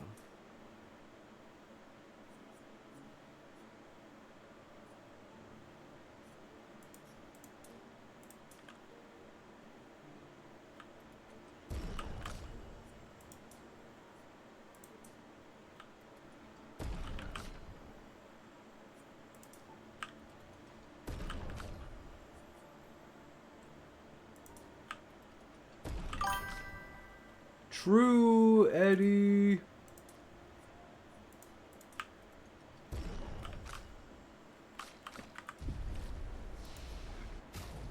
We are done. Boom. Boom! Now we need perfect chroma catalyst.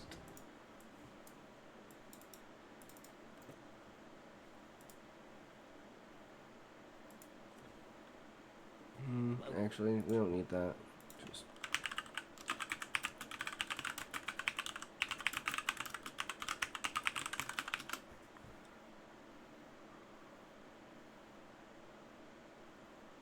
where to find perfect chroma?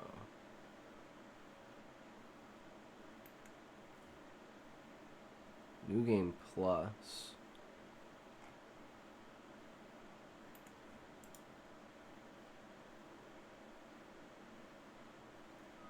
Flying Manor, Endless Tower,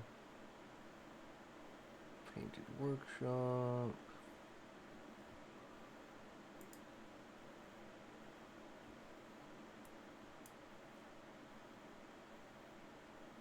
Everybody, if you want to farm for perfect chroma catalyst, there is a place you can do that. And again, thanks, special thanks to DS3 PvP Fun 865 for mentioning this on my channel. It's going to be in the Gestrel village.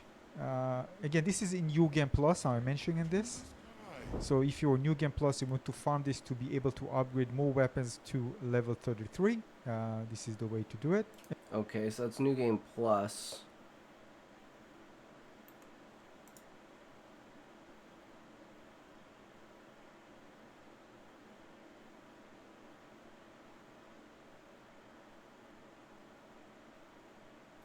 Hey there, Alex Rabix Gaming got a quick guide on how to get perfect chroma catalyst to upgrade your weapons to max level in Expedition 33 Clear Obscure. If you want to get your hands on some perfect chroma catalysts, I'm sad to inform you that these are very limited and will only drop after defeating the most difficult bosses in the game. Oh shit. If you're ready for a challenge, here's every enemy that I've encountered that dropped a perfect chroma catalyst. Down at Renoir's drafts, after talking to the Shadow Renoir, there's a path blocked by a rock.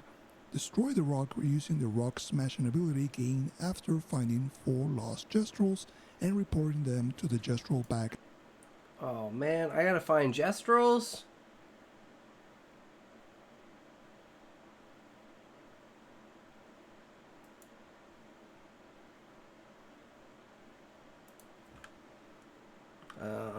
I'll just skip that one. For the Endless Tower, that's Stage 11 Trial Free, will also drop 1 perfect chroma catalyst. Okay, not gonna be able to get that far because I get annihilated before then. Duelist.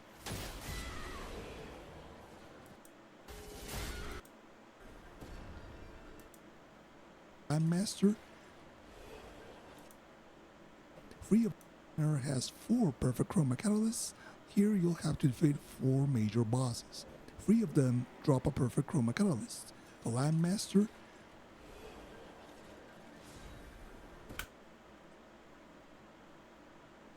Okay, so there's like, you know, I need to find where the luminaires are. I need to farm those. Those are what I need to farm right now. What are the things that give me color of lumina? That's what I need. Farming.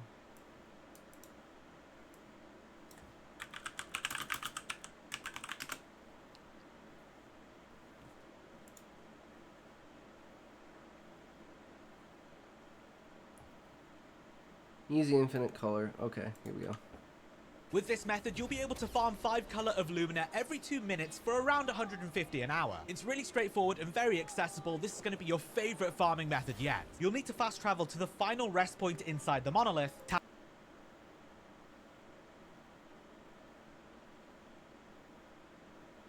Where's the monolith?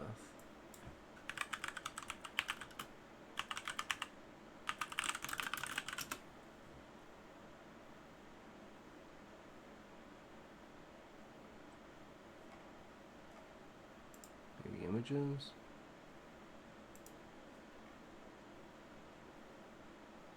Interactive map. Here we go.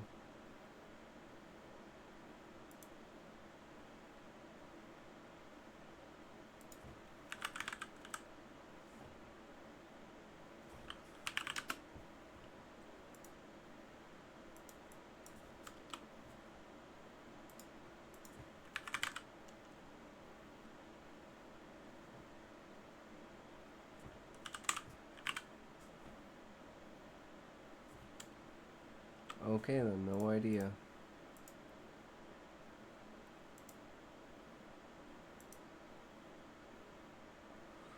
Inside the monolith.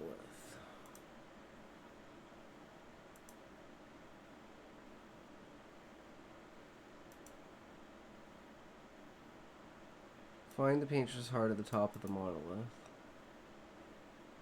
Reach the monolith of the breach cutscene showing the area. Okay, so this is where I fight the paintress.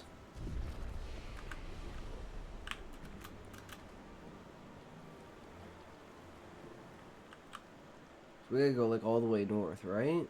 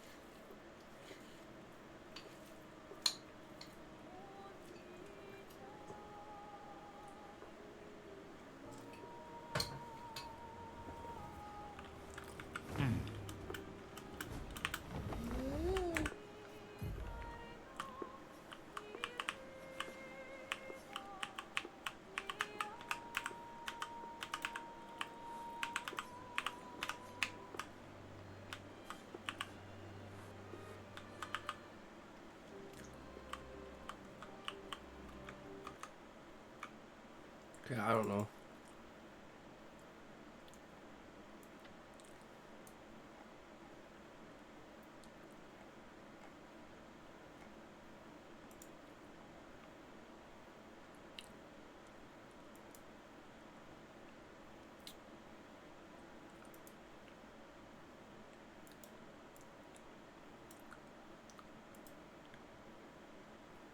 This doesn't help me.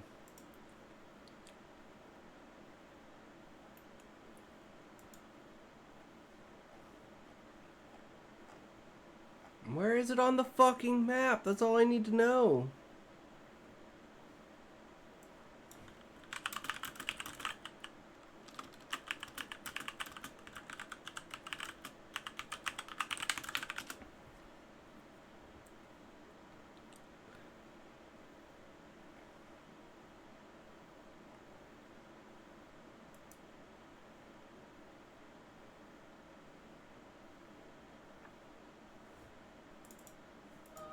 I mean, it says it's up there, but hang on tight.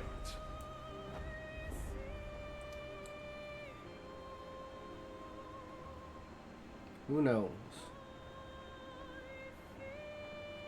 Because that's what we need, is we need these things. Really badly. Dead chat? Oh shit. Dead you, bitch.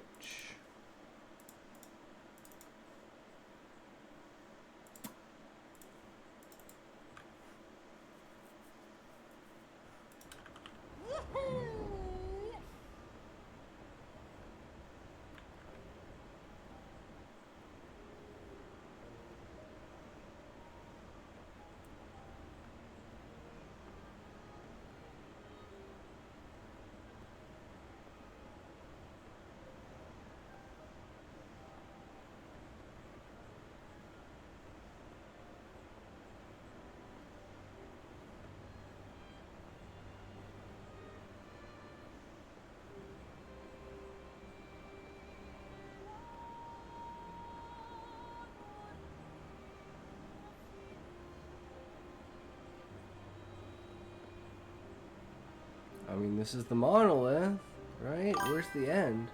Item off for the night, morning, whatever the Hades time it is. Be epic, my friend.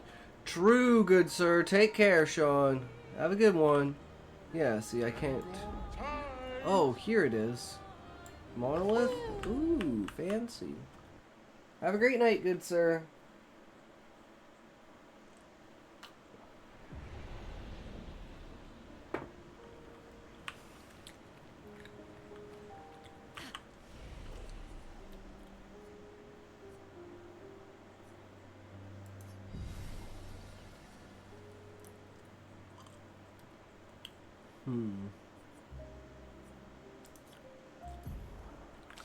Okay, we're good. We've never been here before, so we can't travel anywhere, so we just have to go through this area. Okay.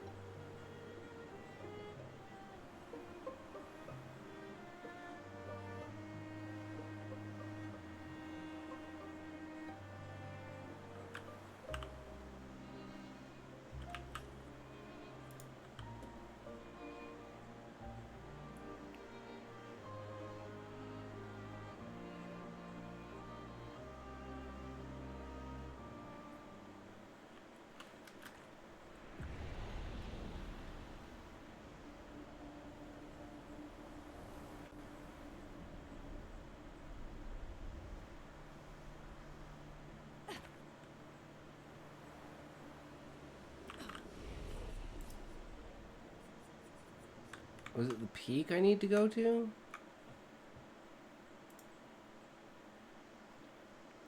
Tower Peak. Here we go. This is what it's all about.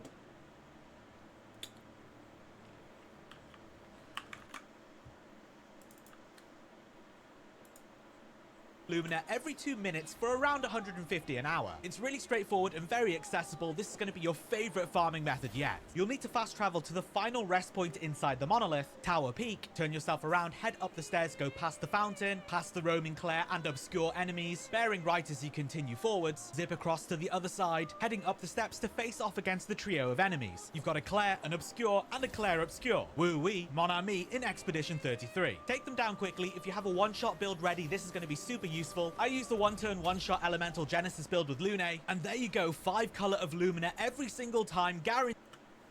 All right.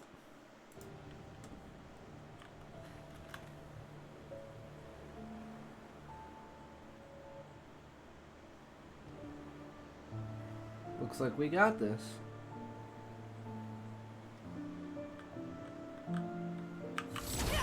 I don't know about these ones, if they give me anything.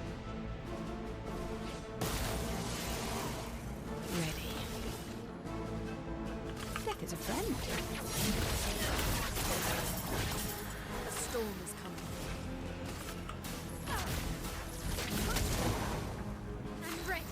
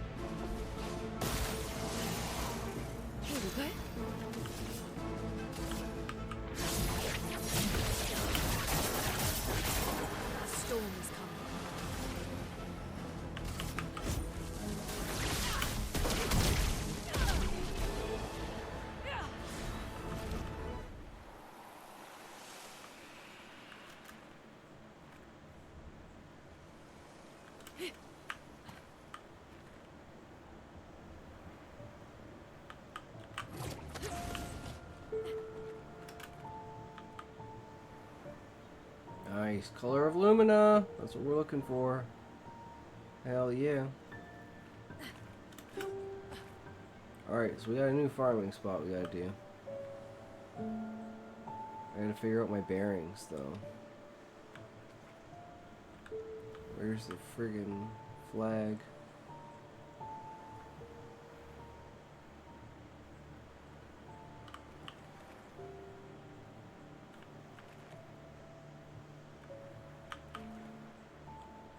Isn't it down here? Yeah, there it is. It's quite the walk, though. But it is what it is.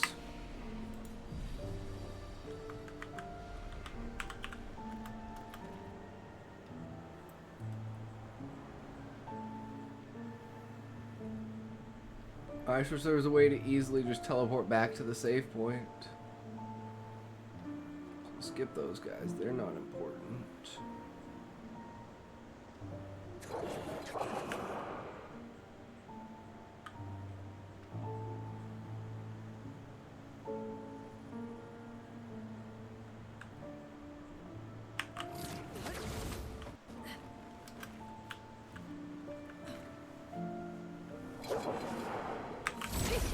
Easy fucking peasy.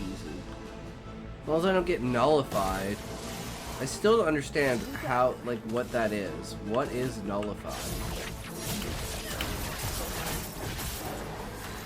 So I just kill everything else except that. Lightning dance.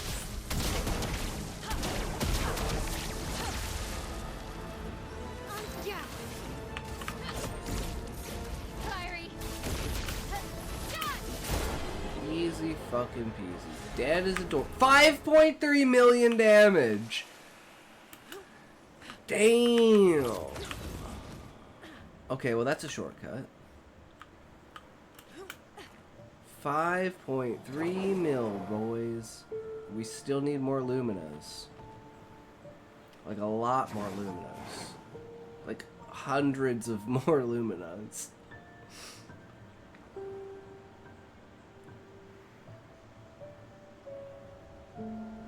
Possibilities are endless.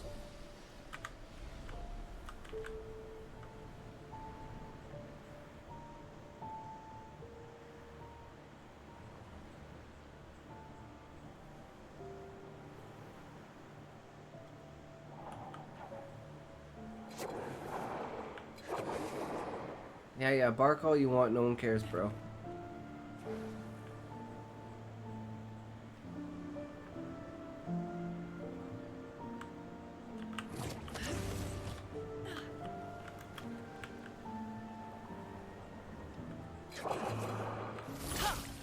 Oh shit, I didn't get it. I didn't get it, guys. We fucked it up. I'm sorry, we fucked it up. But hey, maybe we can kill him in one hit with the Stenzol. Yup, easy peasy.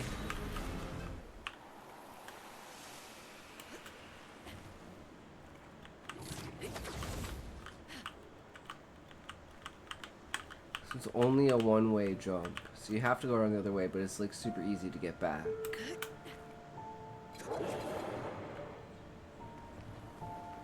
Makes sense. Well, I wonder what we can add now.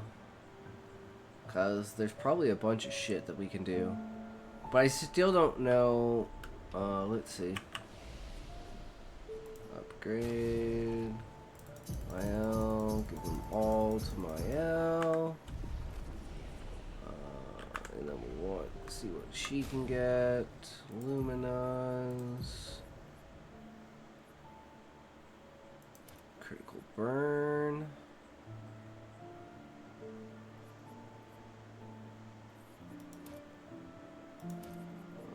We're supposed to have that. Stand critical.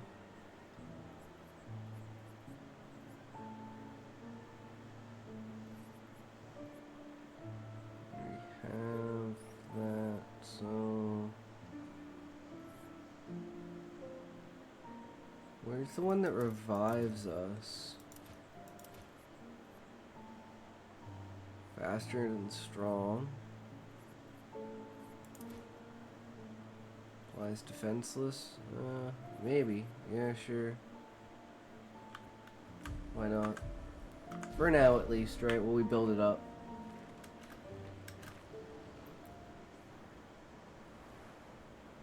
This will probably be the last run of the night, though. Oh, I forgot to rest. Oh, that's gonna be the worst if I forget to fucking rest.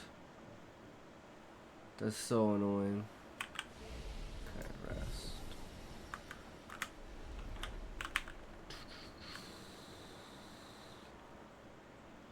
And as always, you know, we'll be back again tomorrow with new shenanigans.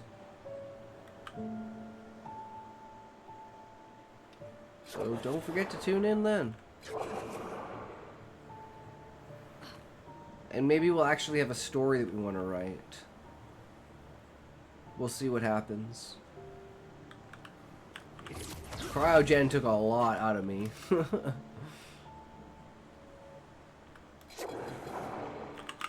We just need some inspiration. I'm thinking maybe doing episode 2 of Adventures of Duart, but I'm not 100% sure.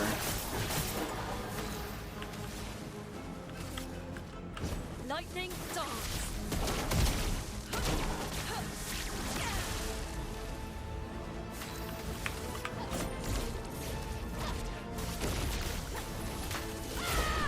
GG.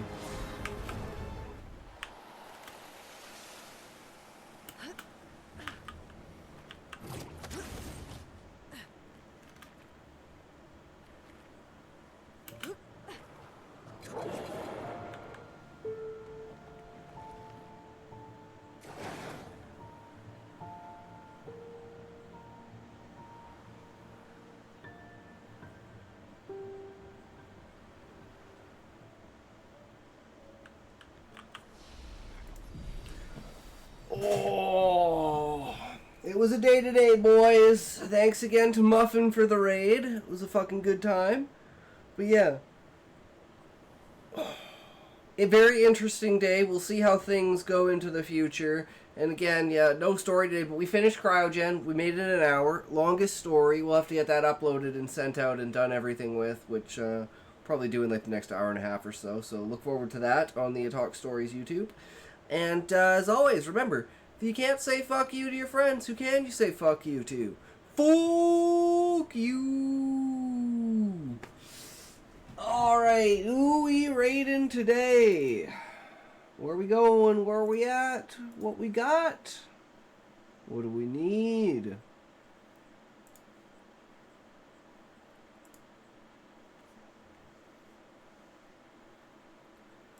Raid a diddly-ooski dope.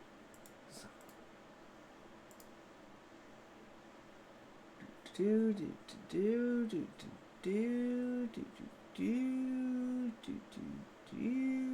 do do do. Well, we know exactly who now.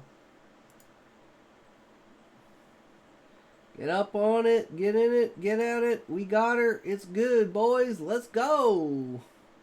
Get your Wii U's out. Get your Wii U's out.